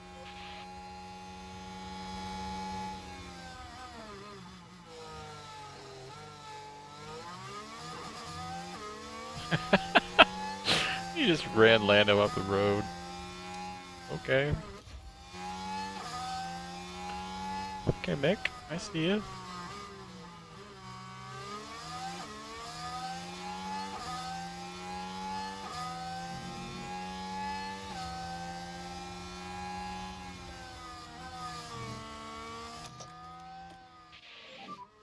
Energy if you need it.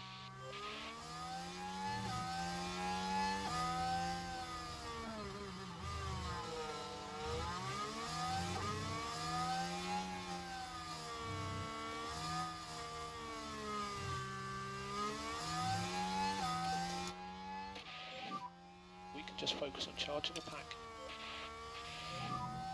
Lean on the tyres at the high speed, but don't overslip them.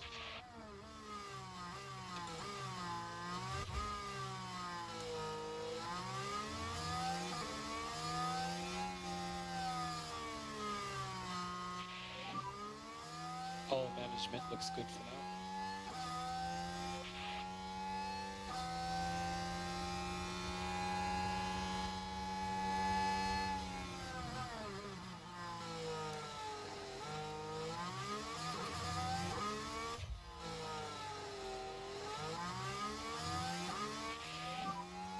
we're still okay. Ocon directly behind.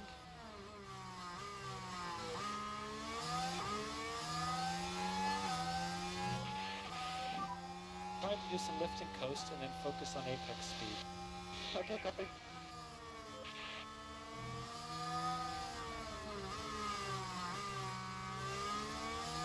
Yeah, Porsche gaining on us now, but it was a bit far back.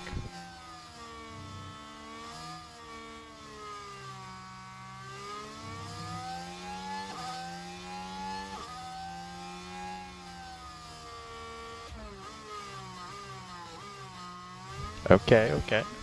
What's going on with the work? And as far as we can tell, they've got a fault with the car.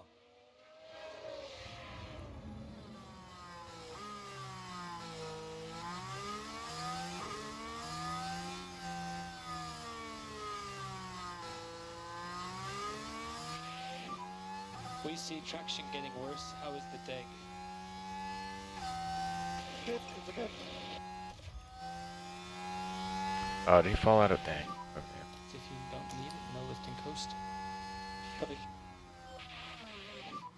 Focus on bringing the pack back up. Cher is trying to get ugh. Maybe not.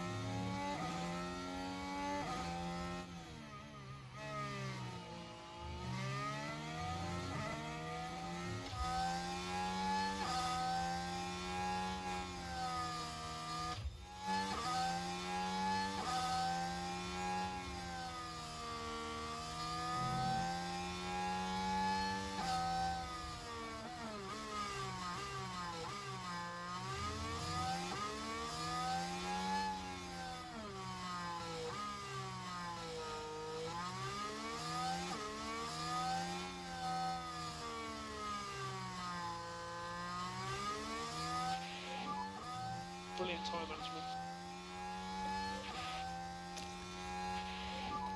You can use energy.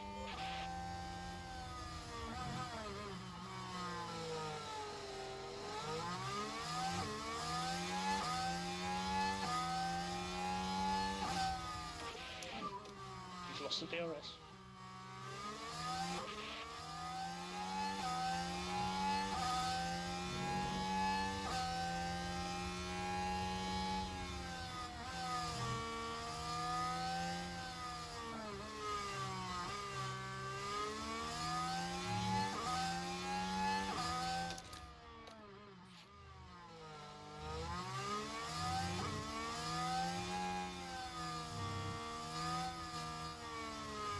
That soft is starting to give up. Pretty close on the pit.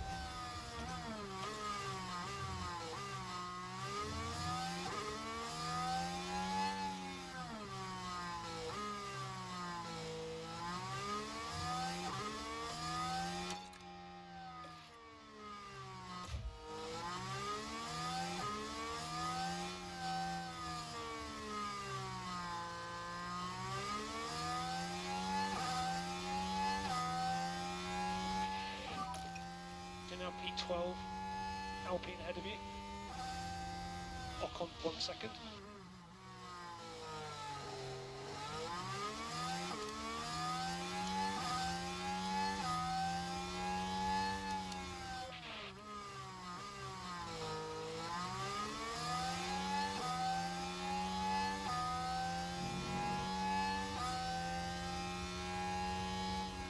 See if we can't get around to Ocon before Max catches up to us.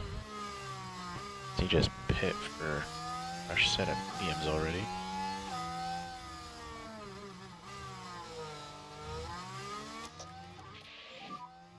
So you can use energy.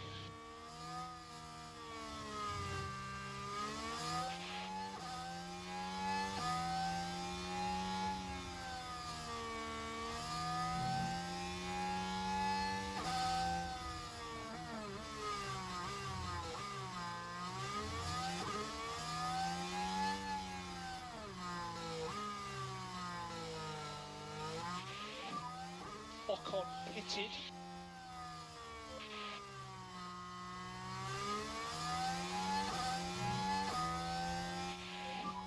So Verstappen has DRS behind.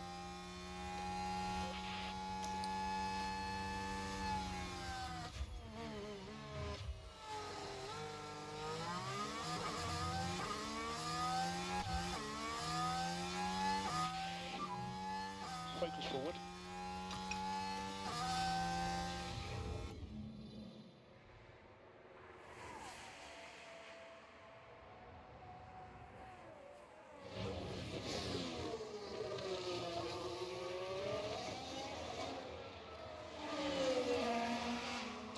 Not too bad, that. Oh, Max Verstappen.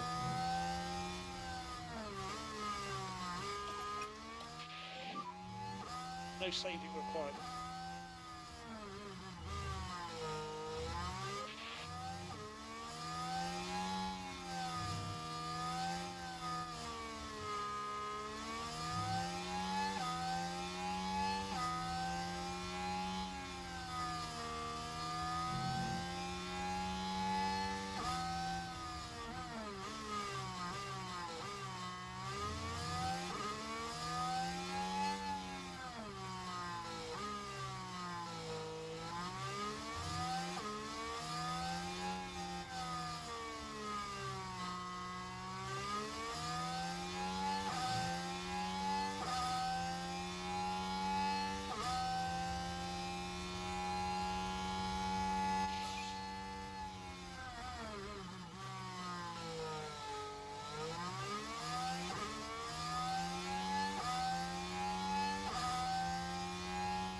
Whoa, 4 seconds a lap faster.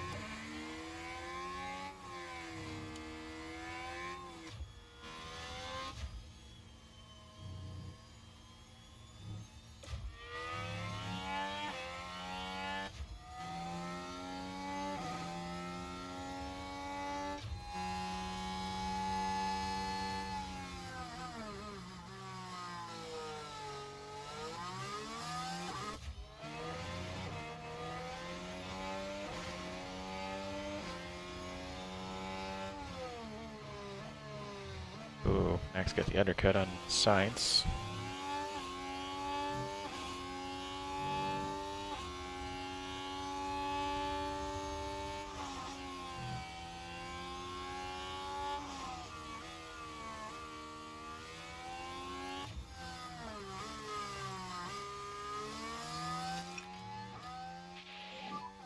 Back off.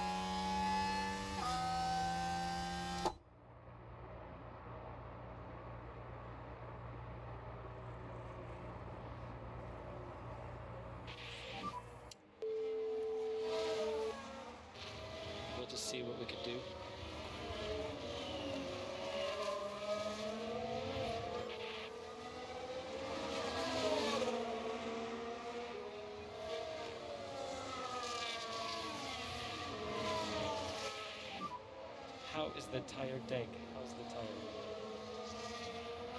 Yes, they go up.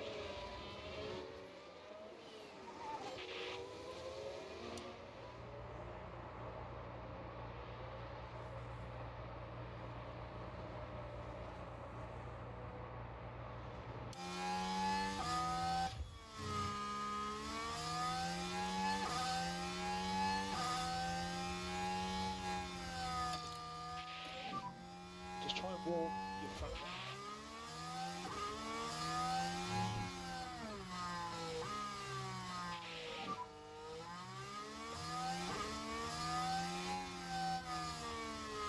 It's okay.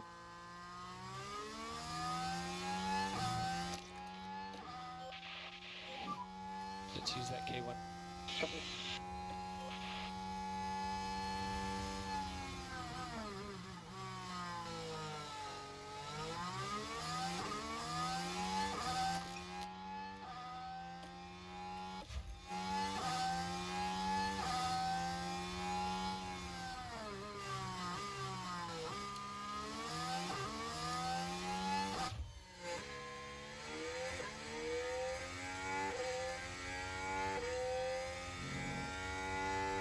Piastri is 0.9 back from Vettel.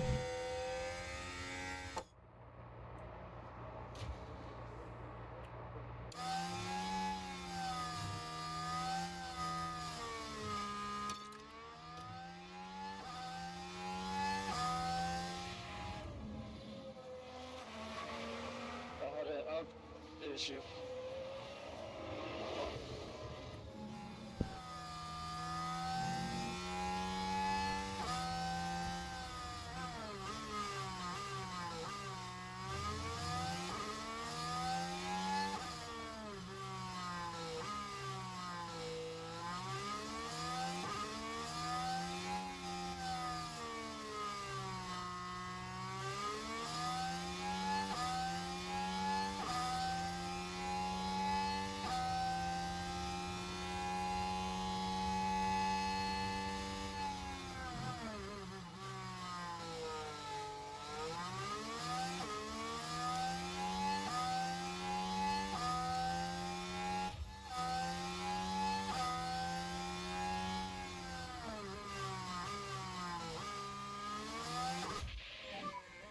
So tyres are good.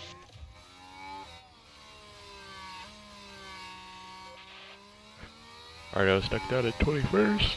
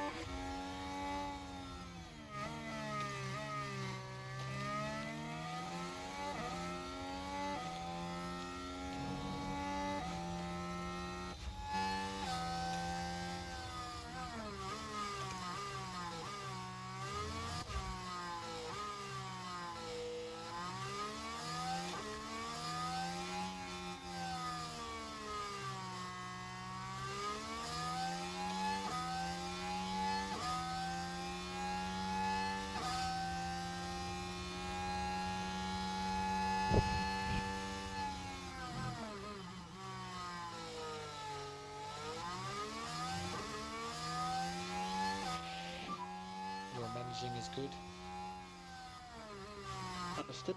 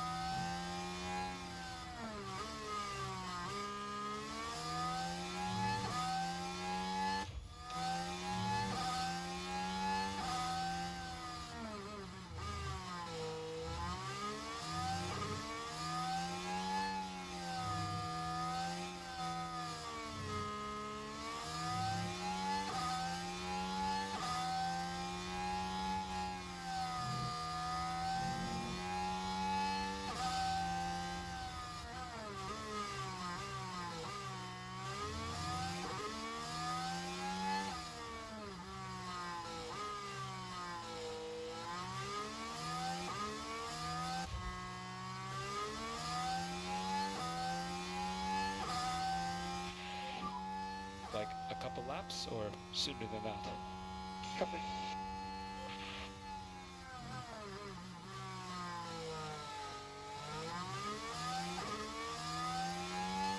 Starting to catch Alonso.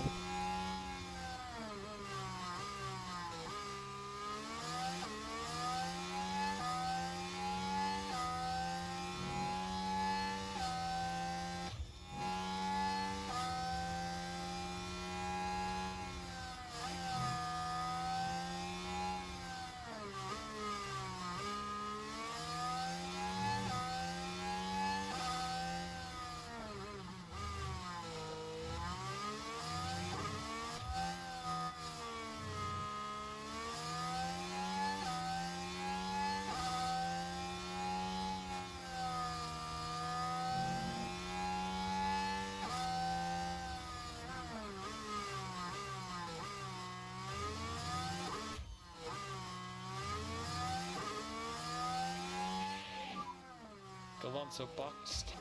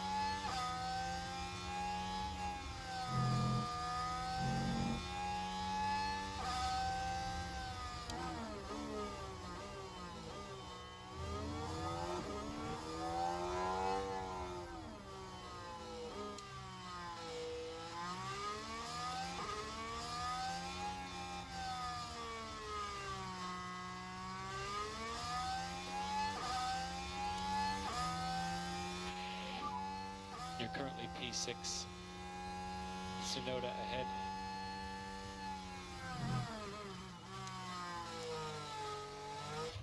He's 3 seconds behind.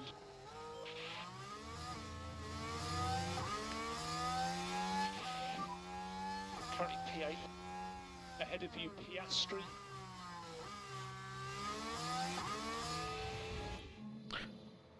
Oscar's moving up the field.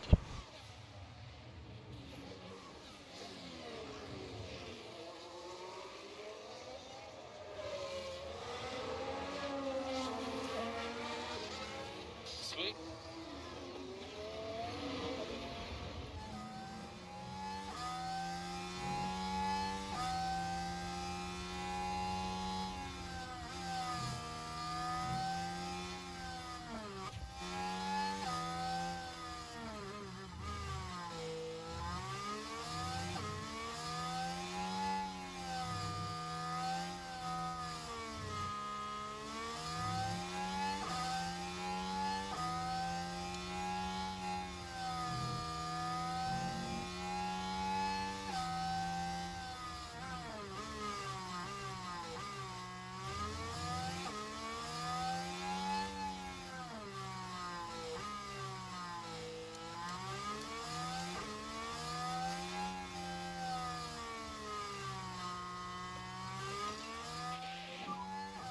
Let's use it all. Copy.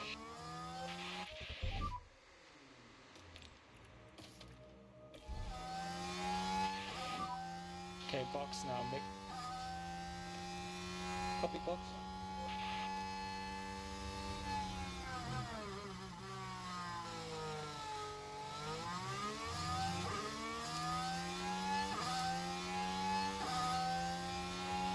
Vettel versus Hamilton. Battle of the German brands.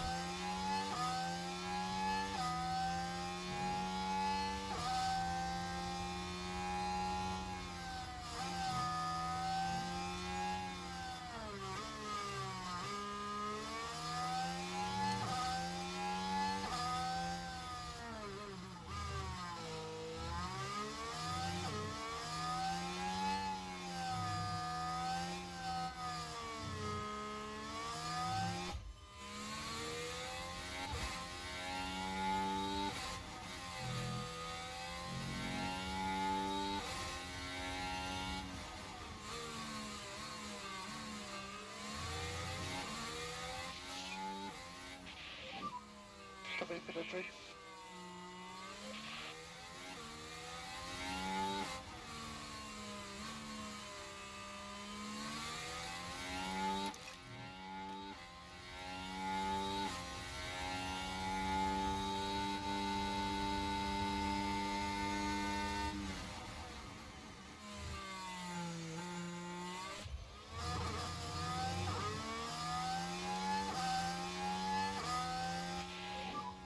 Head down, crackle.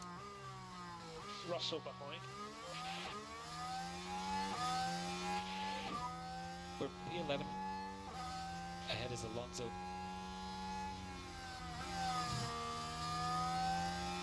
The next car behind is Ocon. He's 1.5 behind.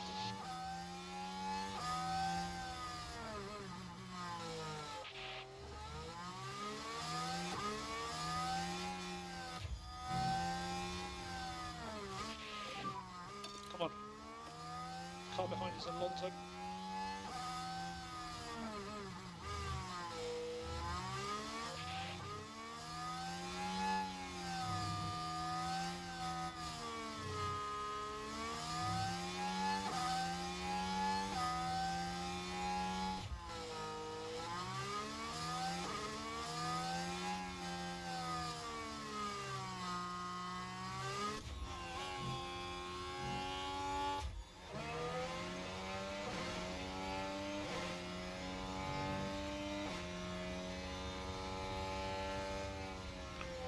Alright, man. Thanks for tuning in, Kadaba. I'll probably be streaming again tomorrow. I'm trying to do at least one race a day. I don't have time to do 2 today, so thanks for heading out, man. You have a good night. Or morning. It's morning time over there.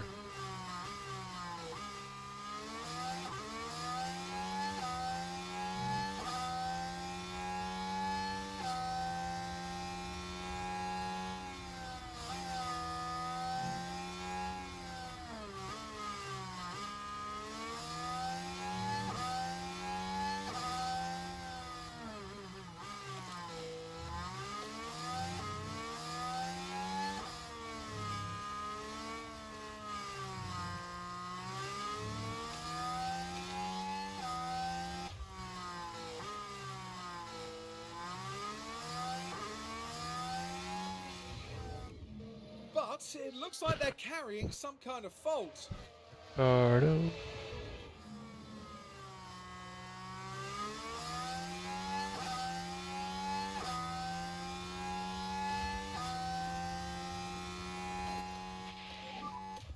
A little bit more lift and coasting to 4 next lap.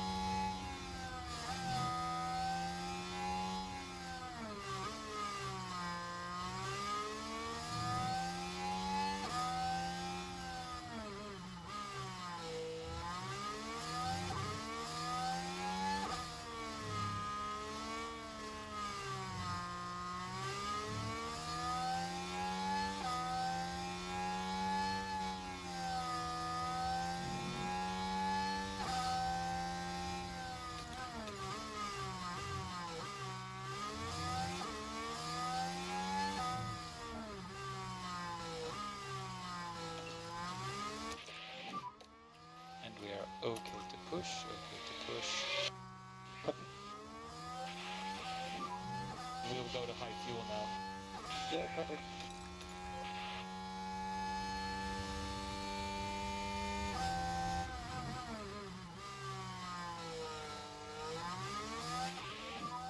Keep your tire temp.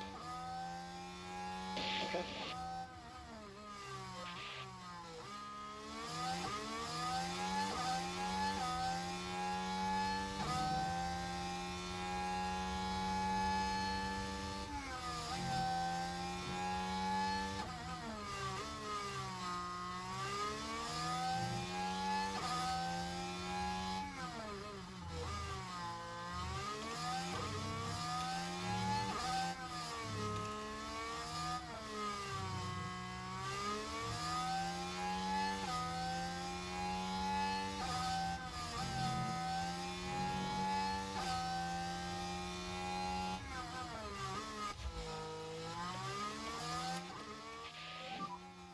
reduce the lift and coast.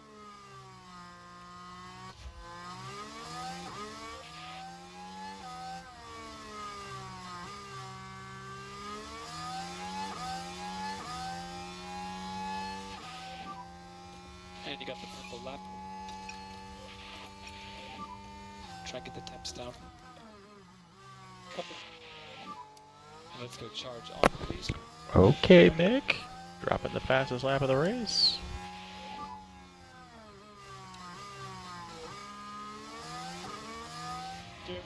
Now the focus is on Lando Norris here. Can they squeeze by?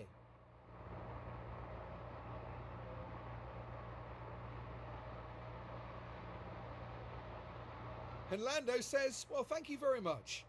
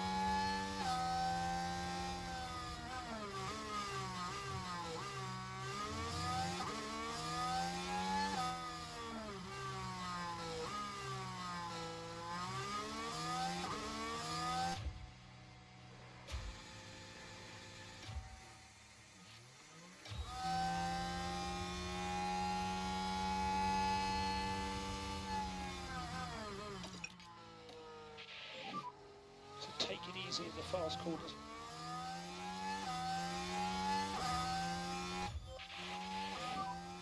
Focus forward. Car behind is Schumacher.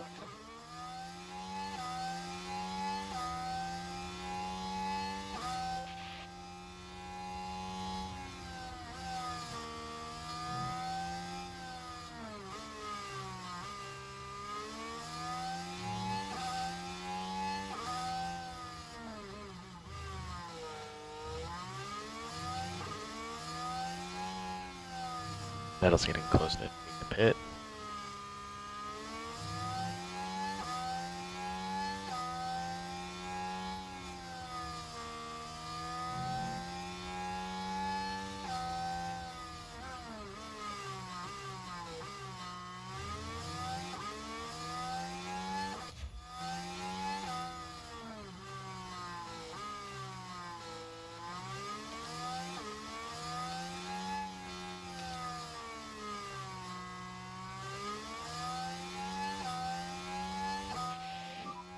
Get ready.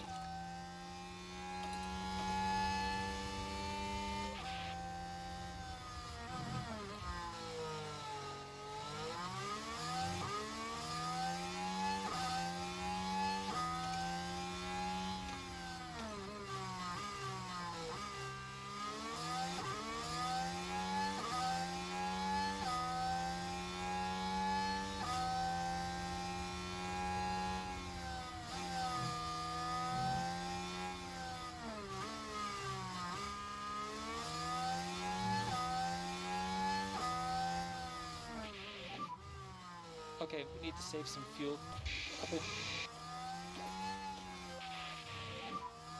Okay, more lift and coast, please. Copy.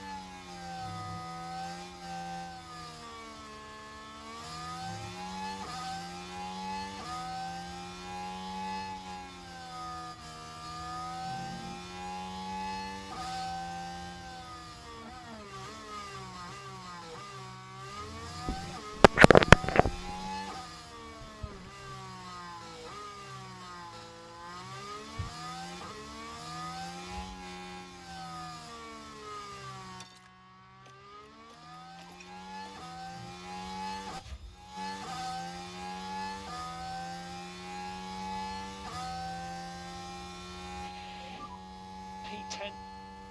Schumacher ahead.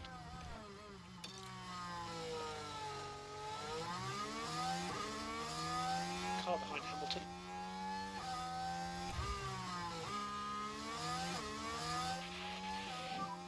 We need a lot of low speed scrubbing.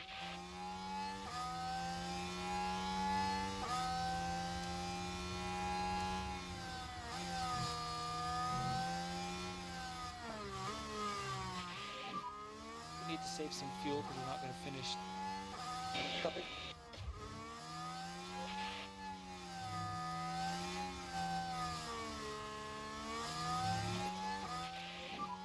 Try to do some lift and coast.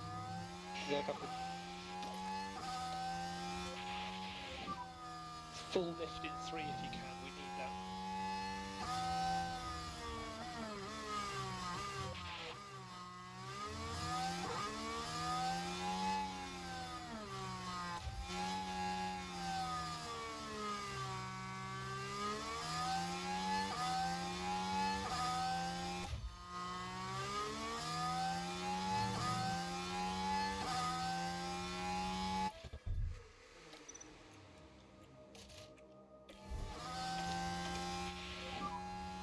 Box this lap.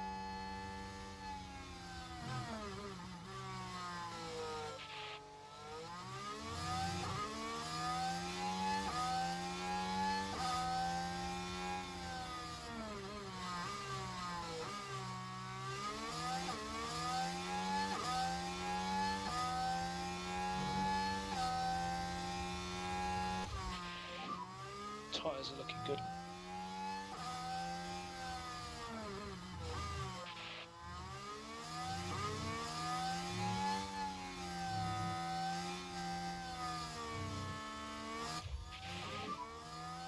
Temps are all okay now. Temps okay now. Copy.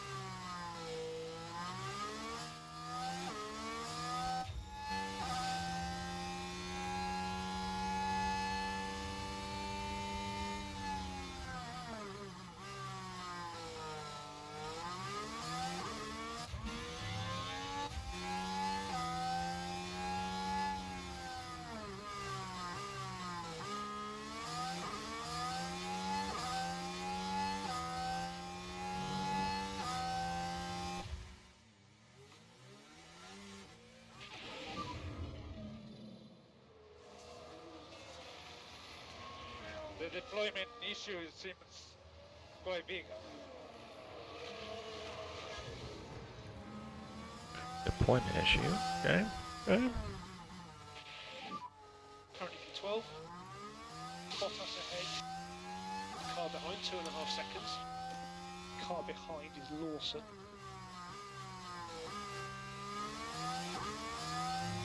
38 laps to go. Lean on the tyres at the high speed, but don't overslip them.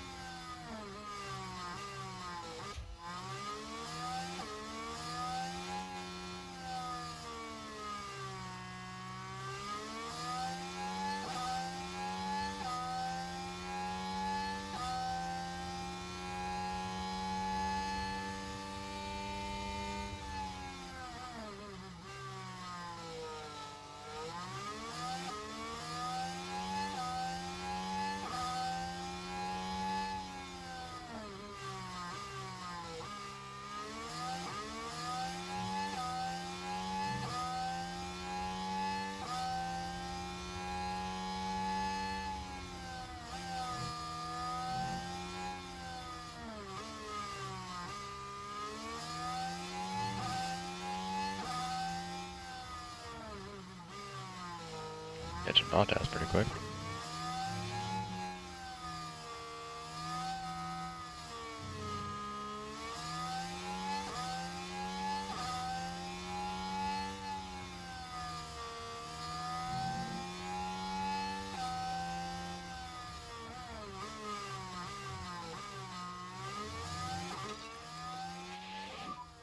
Let's go and get him. Lift and coast and stop.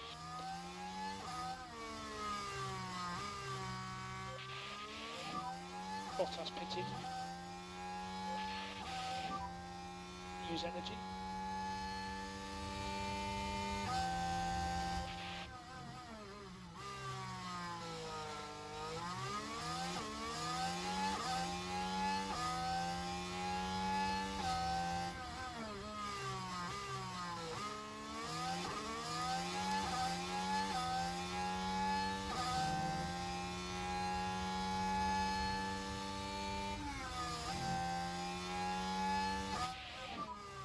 Tyres are looking good.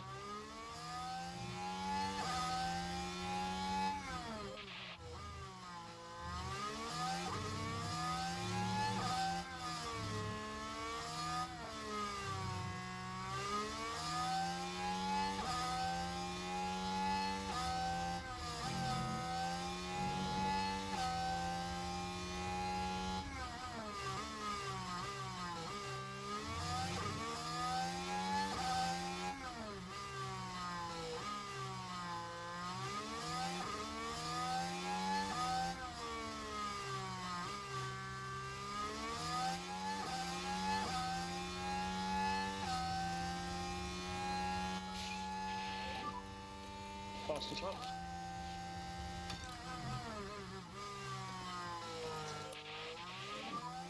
So we need to cool the tyres.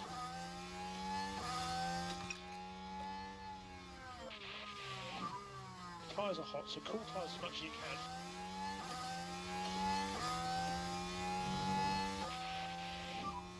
Cool the rears.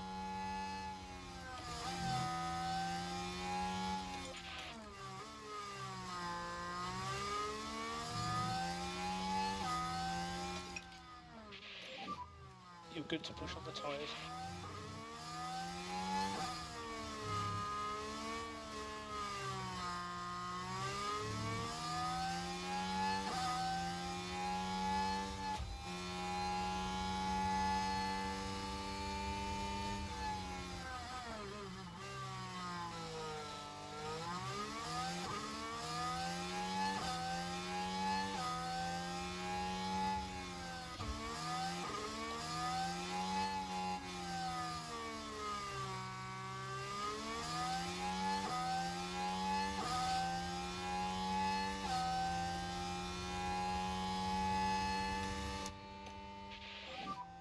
Need to focus on getting the pack up.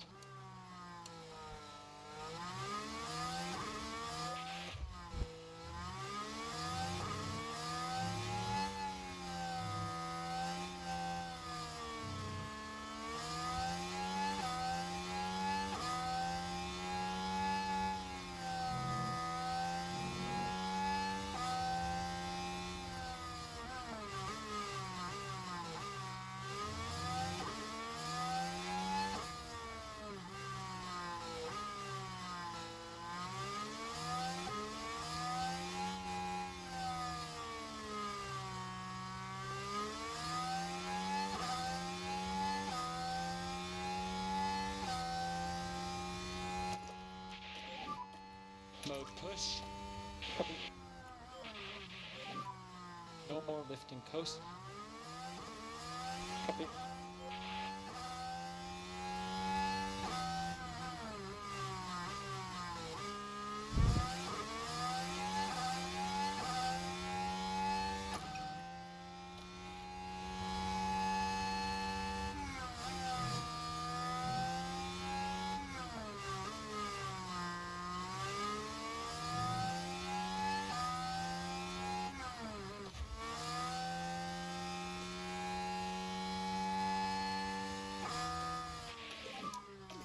Virtual safety gun. Keep your delta positive.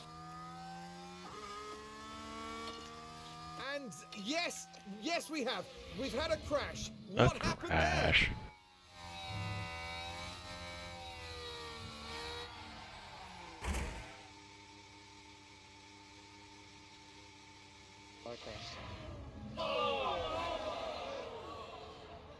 And while all that was happening, the crew in the garage could do nothing but watch on.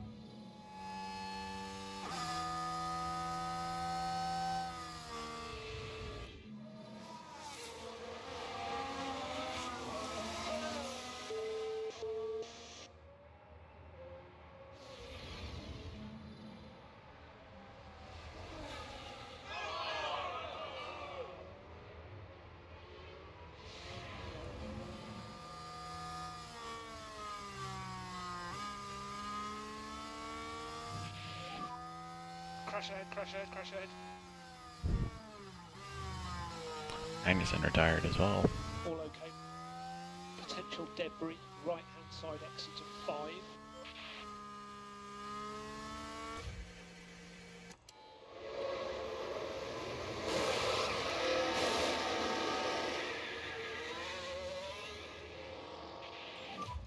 Your P1. The car behind is Sonoda.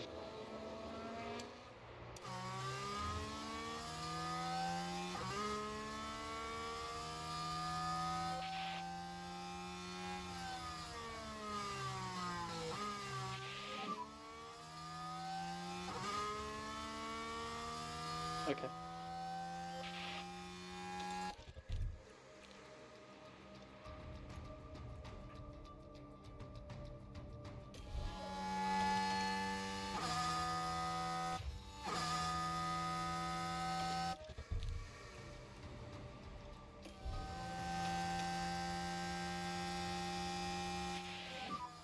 So management is good.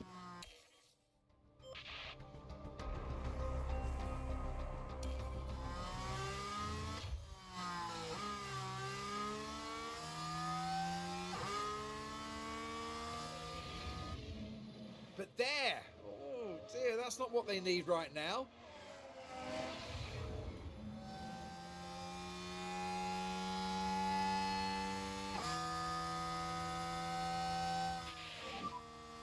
Virtual safety car ending.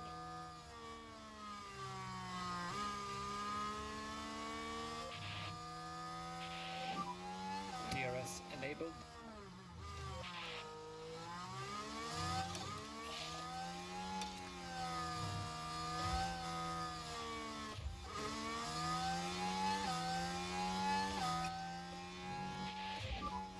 So we can cancel the lift and coast.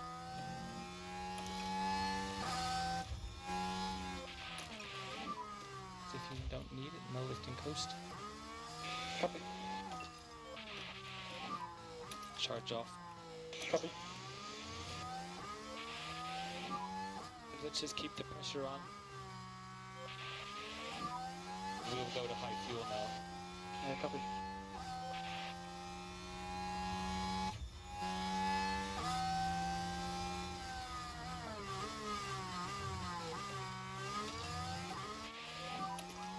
Come on, mate.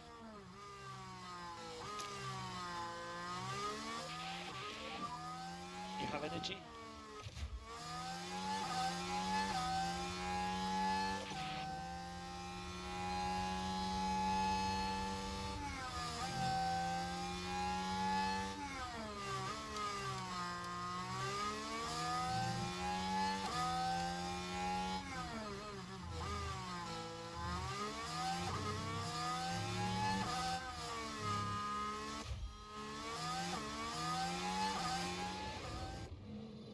Uh-oh.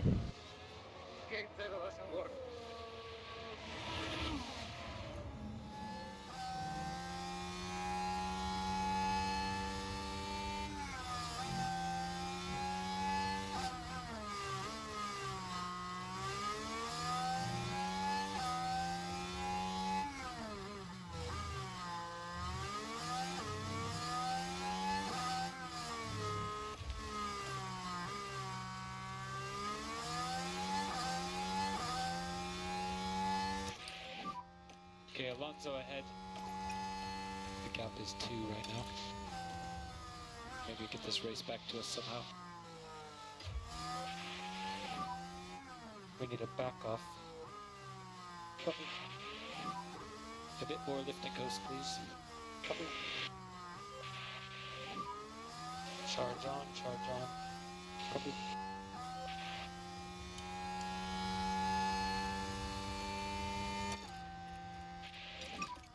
Cool tyres as much as you can.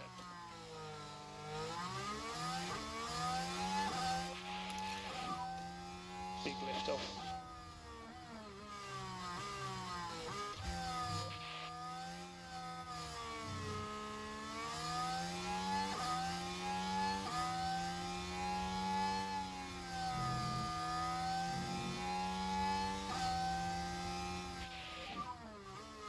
How is the tire? How is the tire?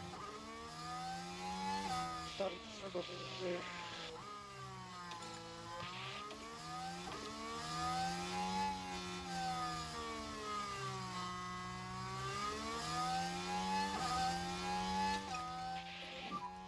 Ahead is Alonso. Alonso 1.6. Keep digging. Okay, back off. Copy.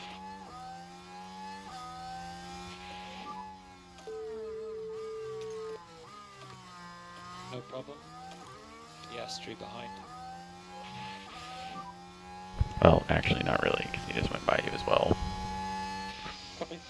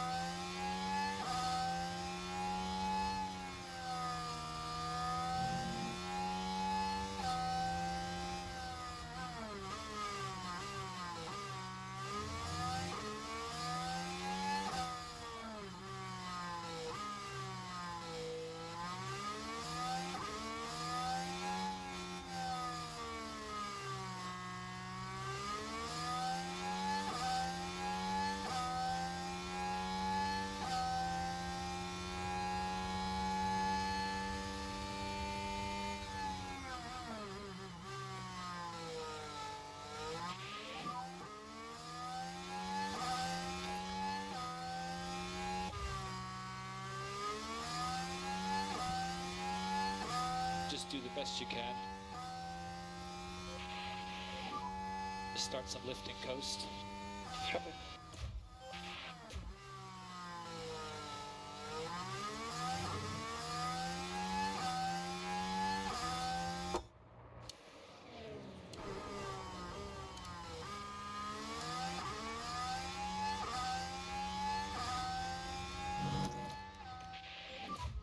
We need to focus on the energy now.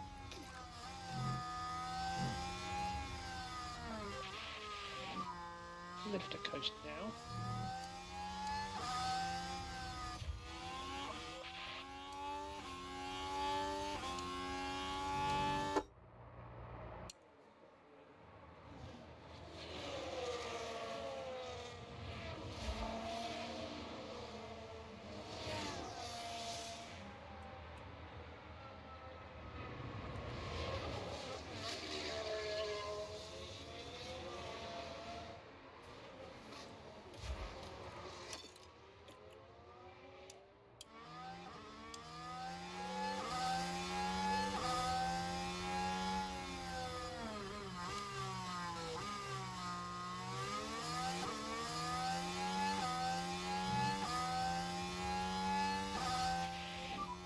Okay, let's make the most of it.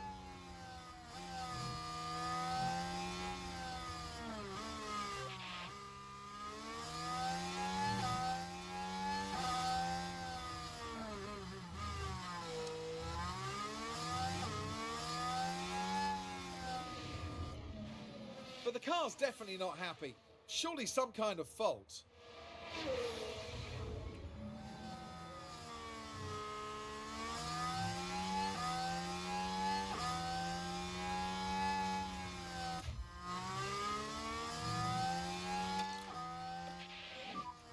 Just try and warm your front wing.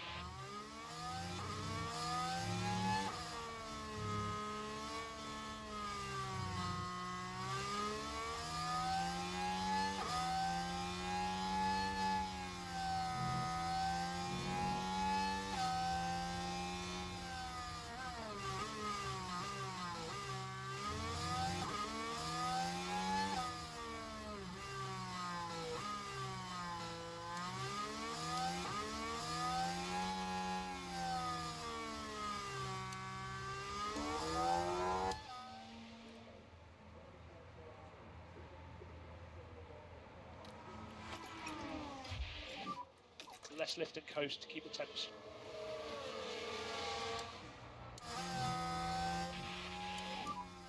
No more lift and coast. Copy.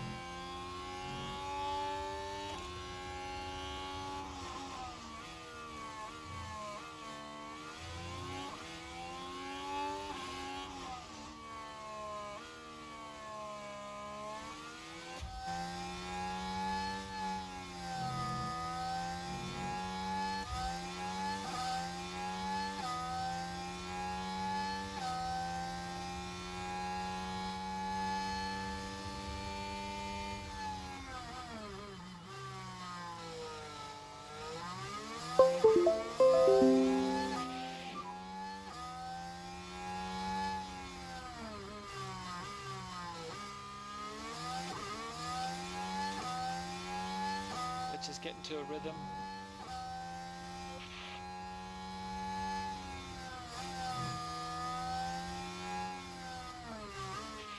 Closing in on Alonso. That's good.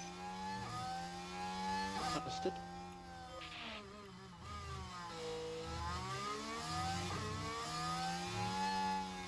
Ooh. 1.2, 1.4.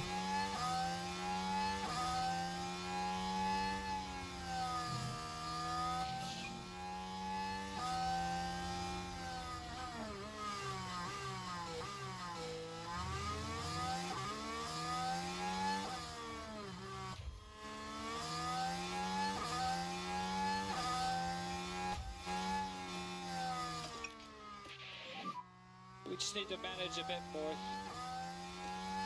Understood. More lift and coast, please. Yeah, copy.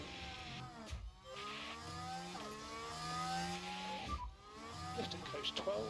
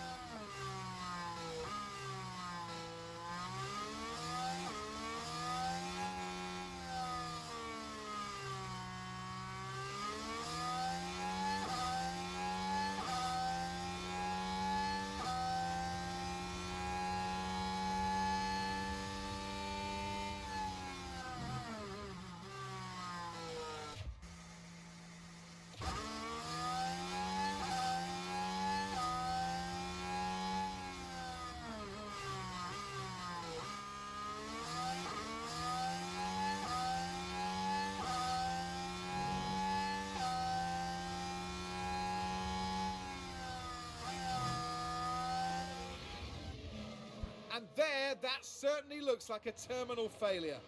What a shame.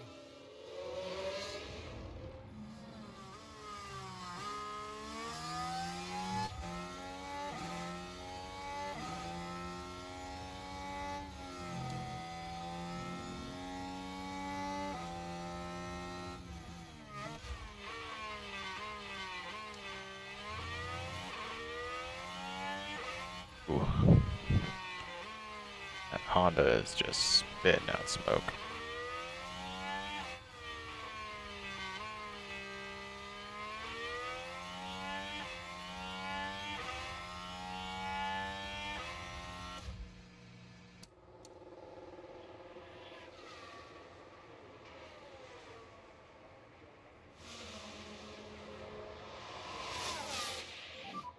There's a car stopped ahead.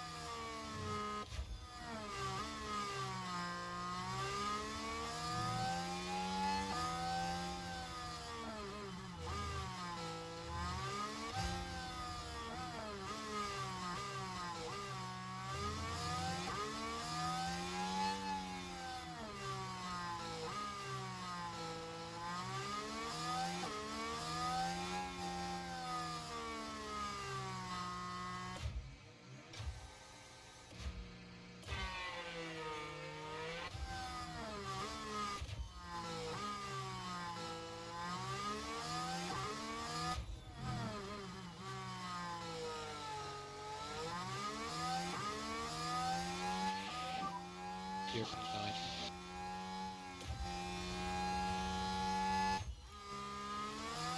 Gap is 2.8. We have Hamilton behind.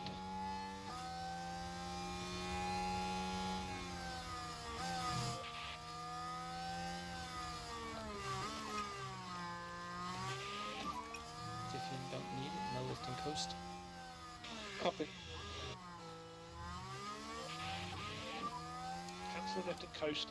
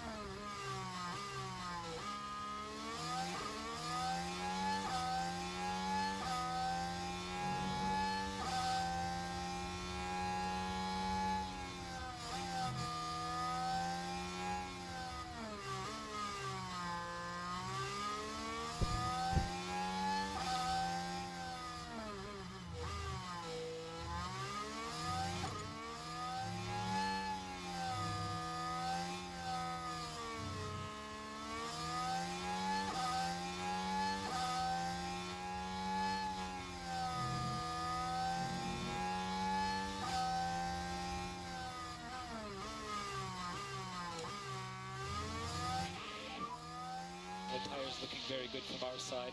Copy. Alonso just pitted.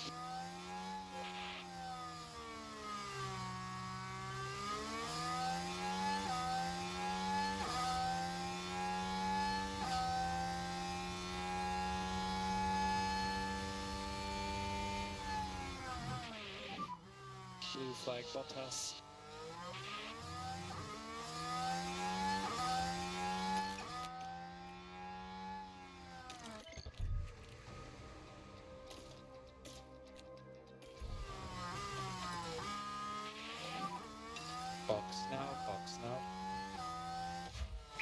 left. Push.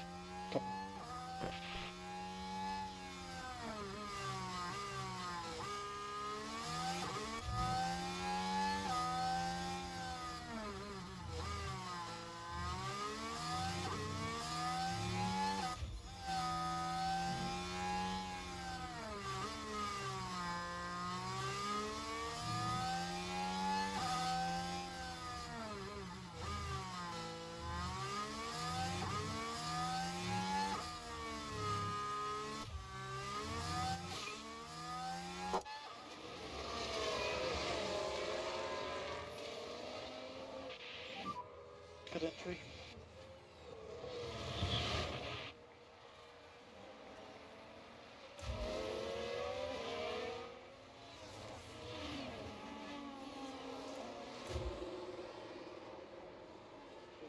Come on, guys, it's gonna get stopped. Let's do like a 2.6, 2.7.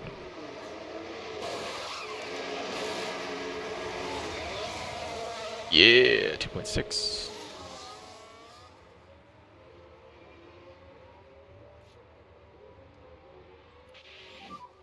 P11. Okay, Alonso ahead.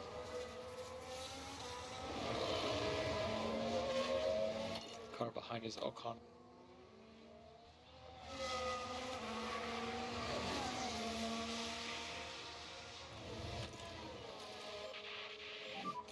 Let's look after this tire.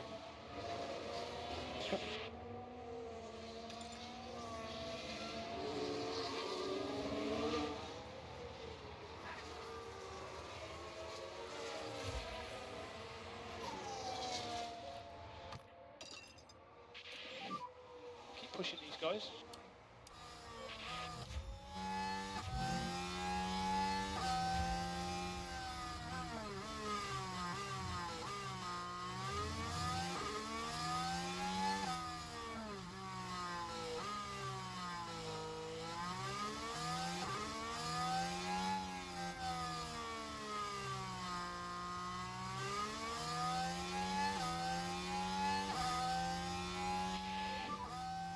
So car ahead is Alonso.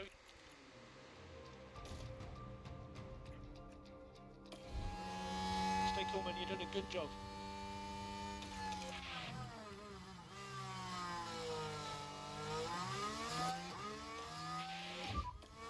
Yep, let's pit.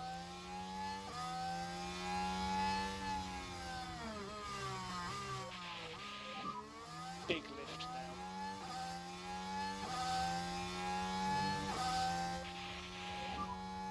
Lift and coast is good.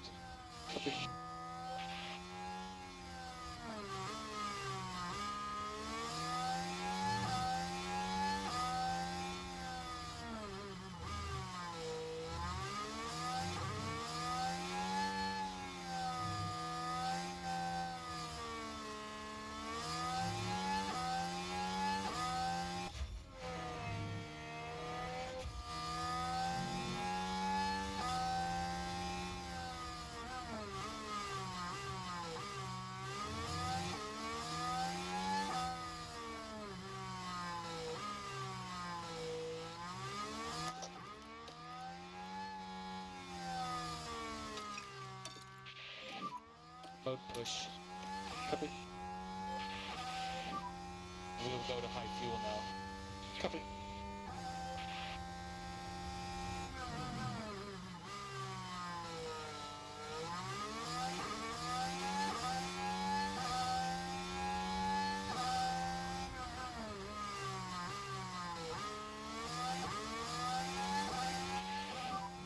Watch the pit exit line.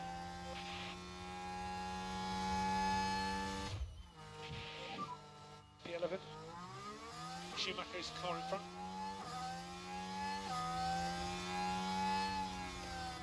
Ocon behind.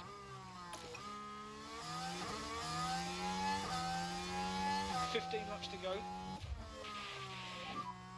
Okay, we need to save some fuel because we're not going to finish. Copy.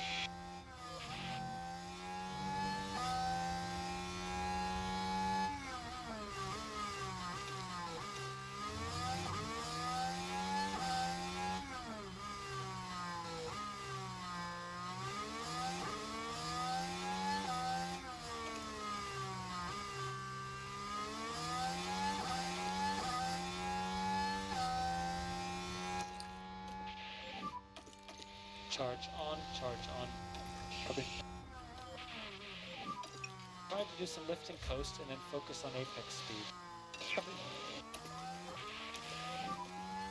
Just hold back a little bit. Copy. Good to push.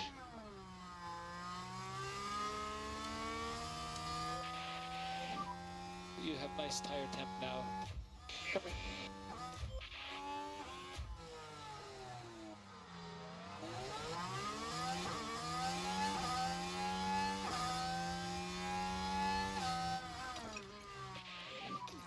We need to protect the tyres now.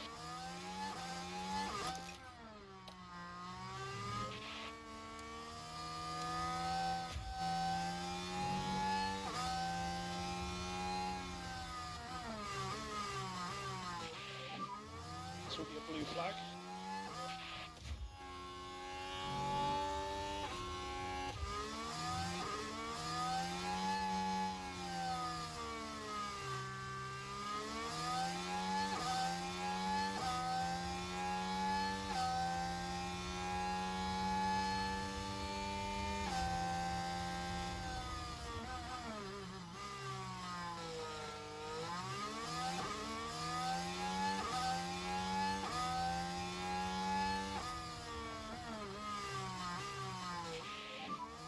All driving and management very good.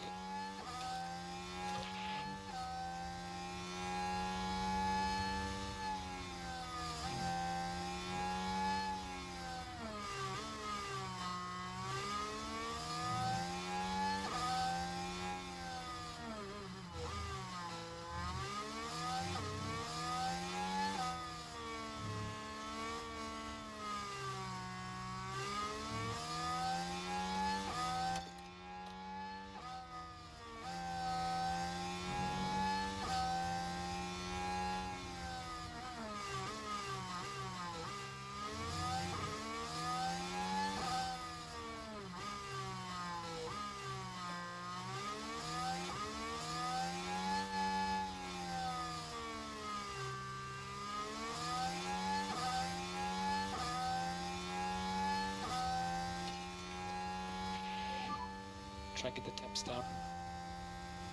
Copy.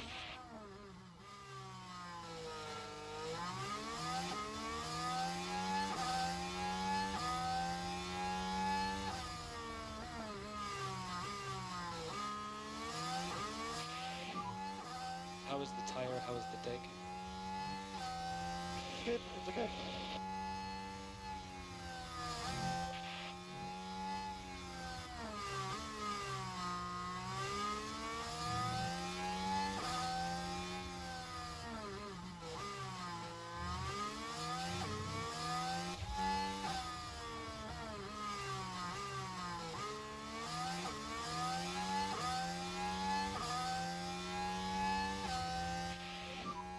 Tyres on low side. We need a lot of low speed scrubbing.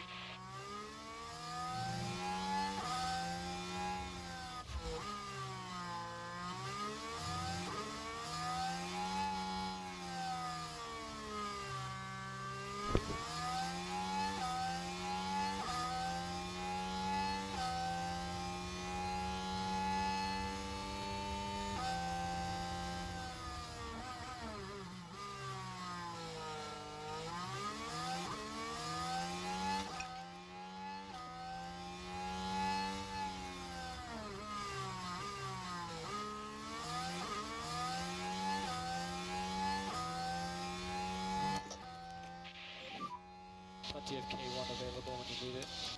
Copy.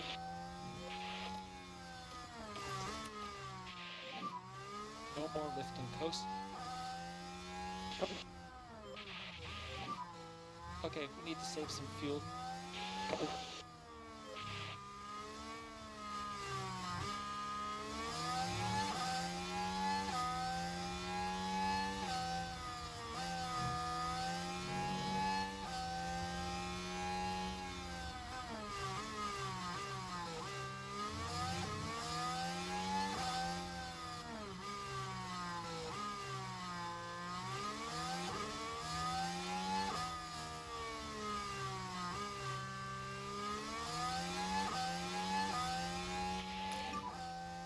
up all the tire temp we have.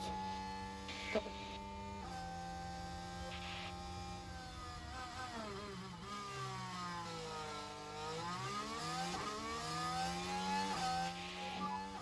Ahead is Alonso.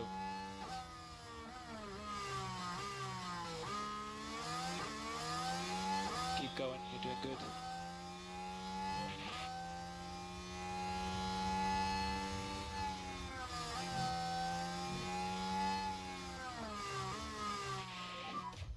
We are P10.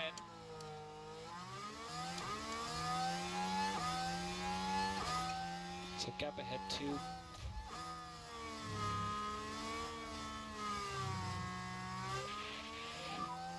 No saving required.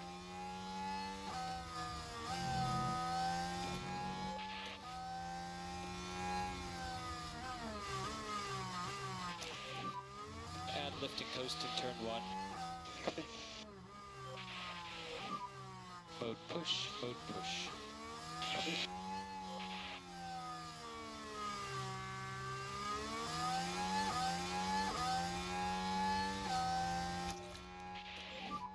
Charge on, charge on. Okay.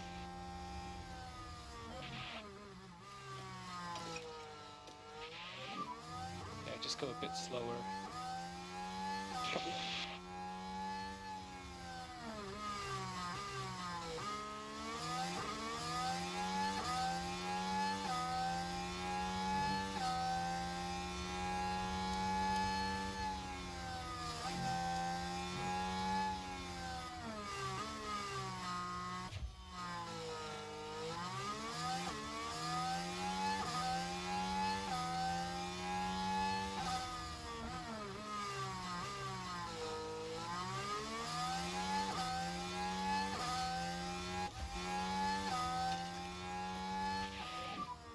We need a back off.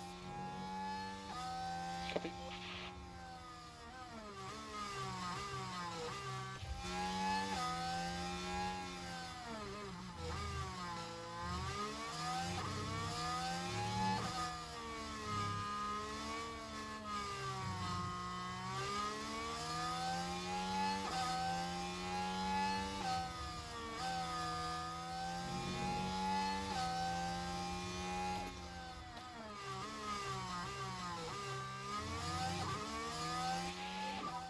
Save fuel, save fuel.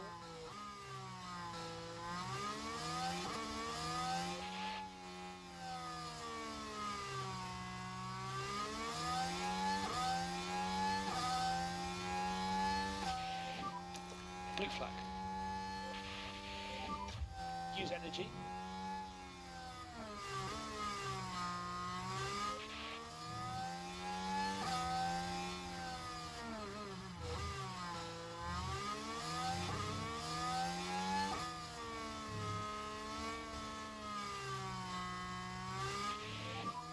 Keep us updated on the tires.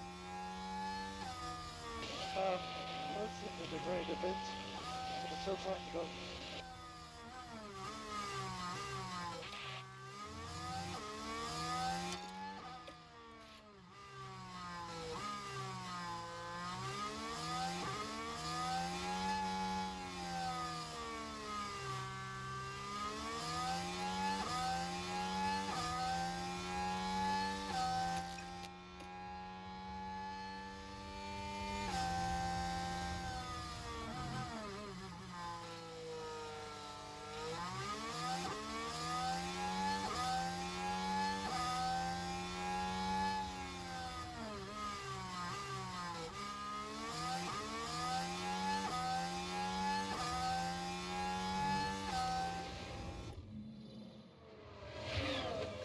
What's wrong with my pack?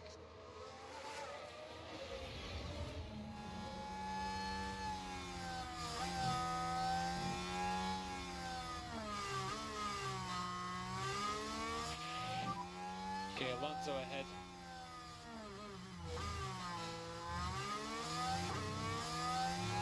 Okay, we're still okay.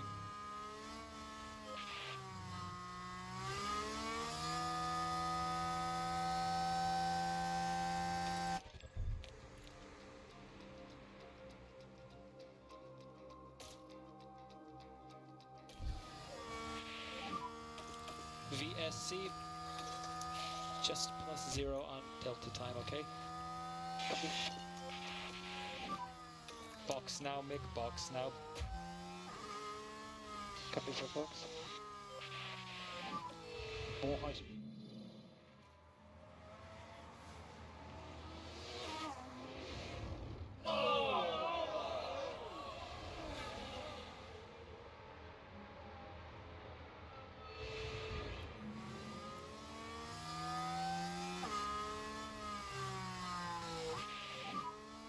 Box.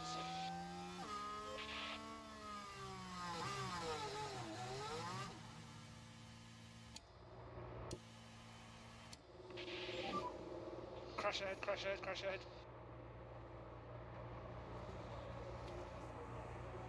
All okay.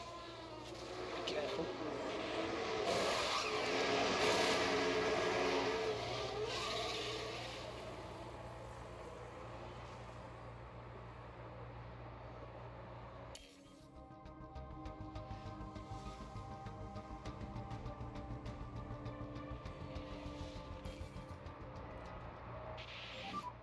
VSC ending. Copy.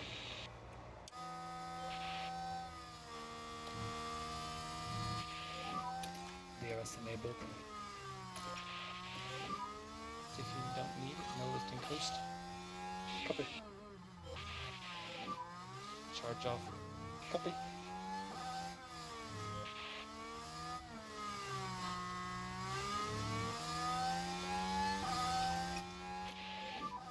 Try to do some lifting coast. Copy.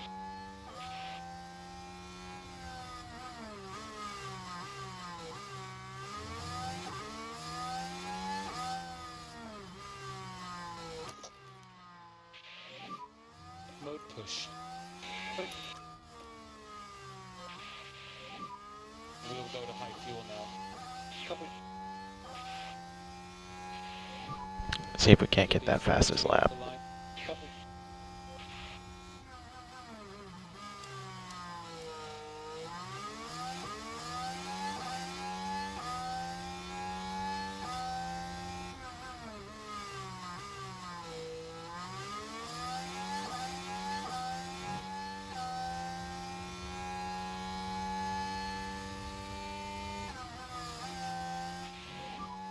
You've got energy.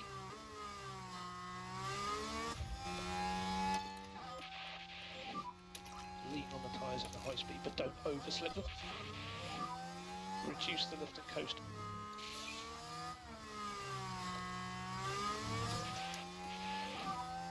Okay, charge on, charge on. Copy.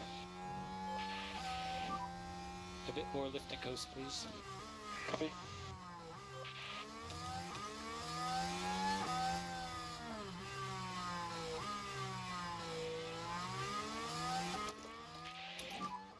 Mode push.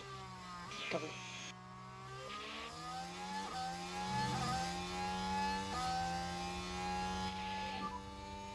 Three laps to go. 3 laps. Copy.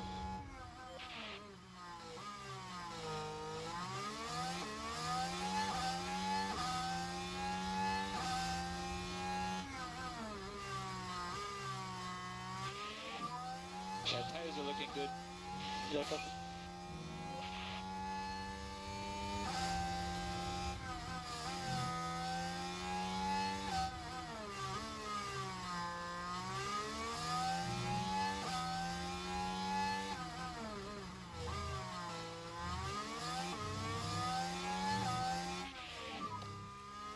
How is the tire? How is the deg?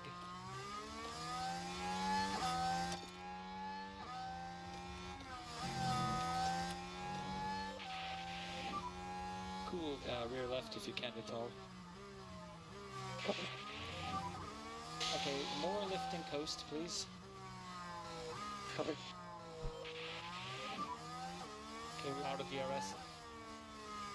Copy.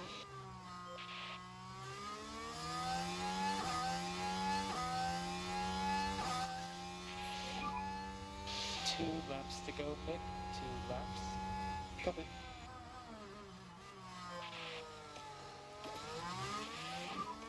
Let's add the lifted coast back in. Copy.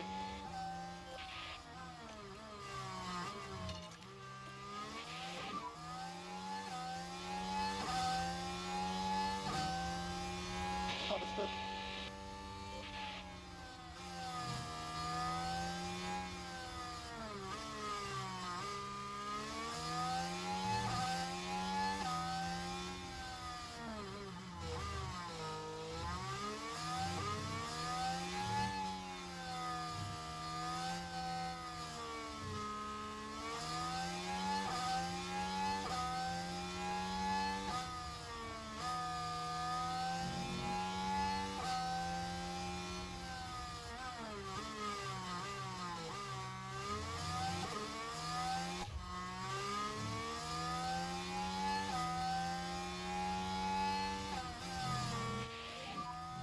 Blue flag. And energy is available.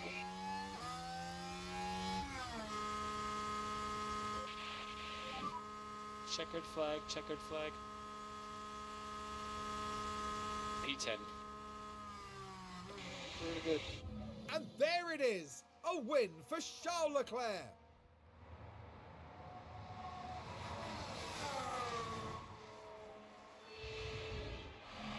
And you can hear just how happy the crowd are for them too. They're on their feet. Right. Leclerc is the first driver to get to 4 wins this season. Impressive. Verstappen, Sainz, Tsunoda.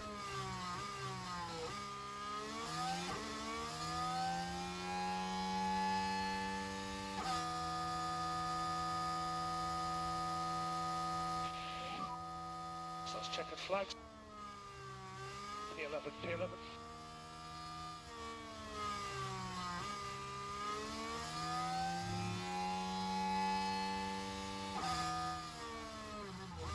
Strong day, well done.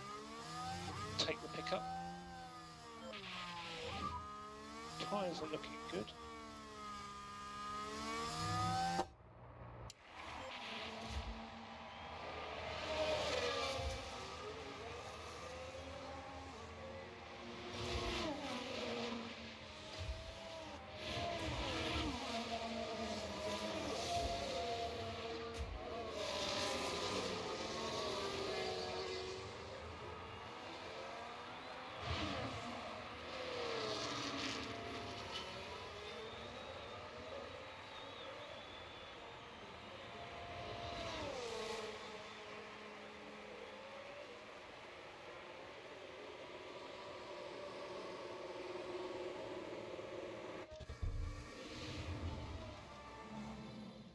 Mick Schumacher made his team's day here, big time. I tell you what, they had to work hard for those points today. What a phenomenal achievement that is. That makes it all worth it, doesn't it? Seeing your team ready to share the celebrations. Out and onto the podium steps Charles Leclerc, the driver from Monaco, really deserving of that top 3 spot. 4 superb wins to their name now this year, and it's been a pleasure watching them drive. And as far as those 3 are concerned, well, they'll be leaving Budapest hungry for more.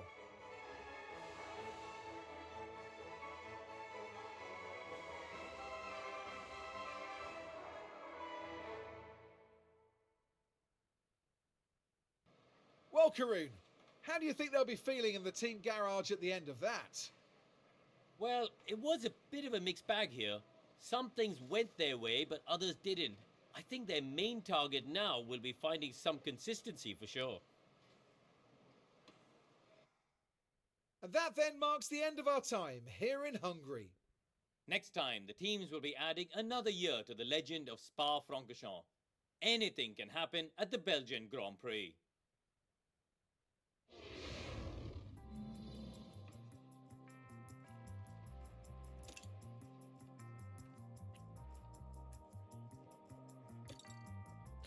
Charles wins. Fourth. He drops 3 positions. Carlos drops.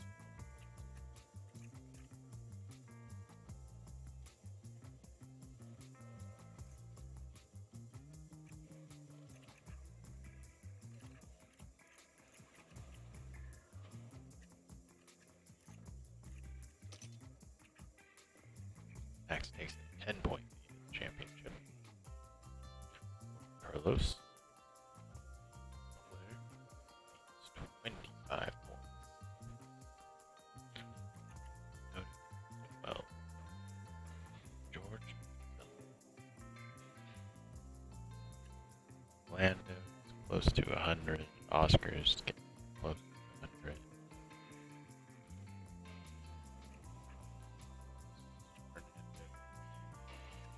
Rick's got 17. Albon 4. That point brings us to tie for 11th with Albon.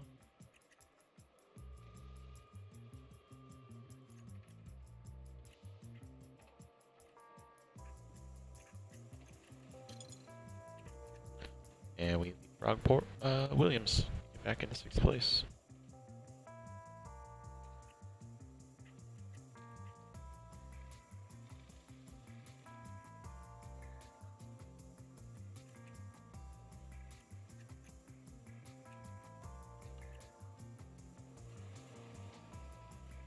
Ferrari builds their lead. Might be like, sure, Max wins the championship or something, and Ferrari the constructor standing.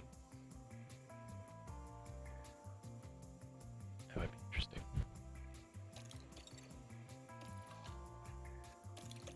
All right.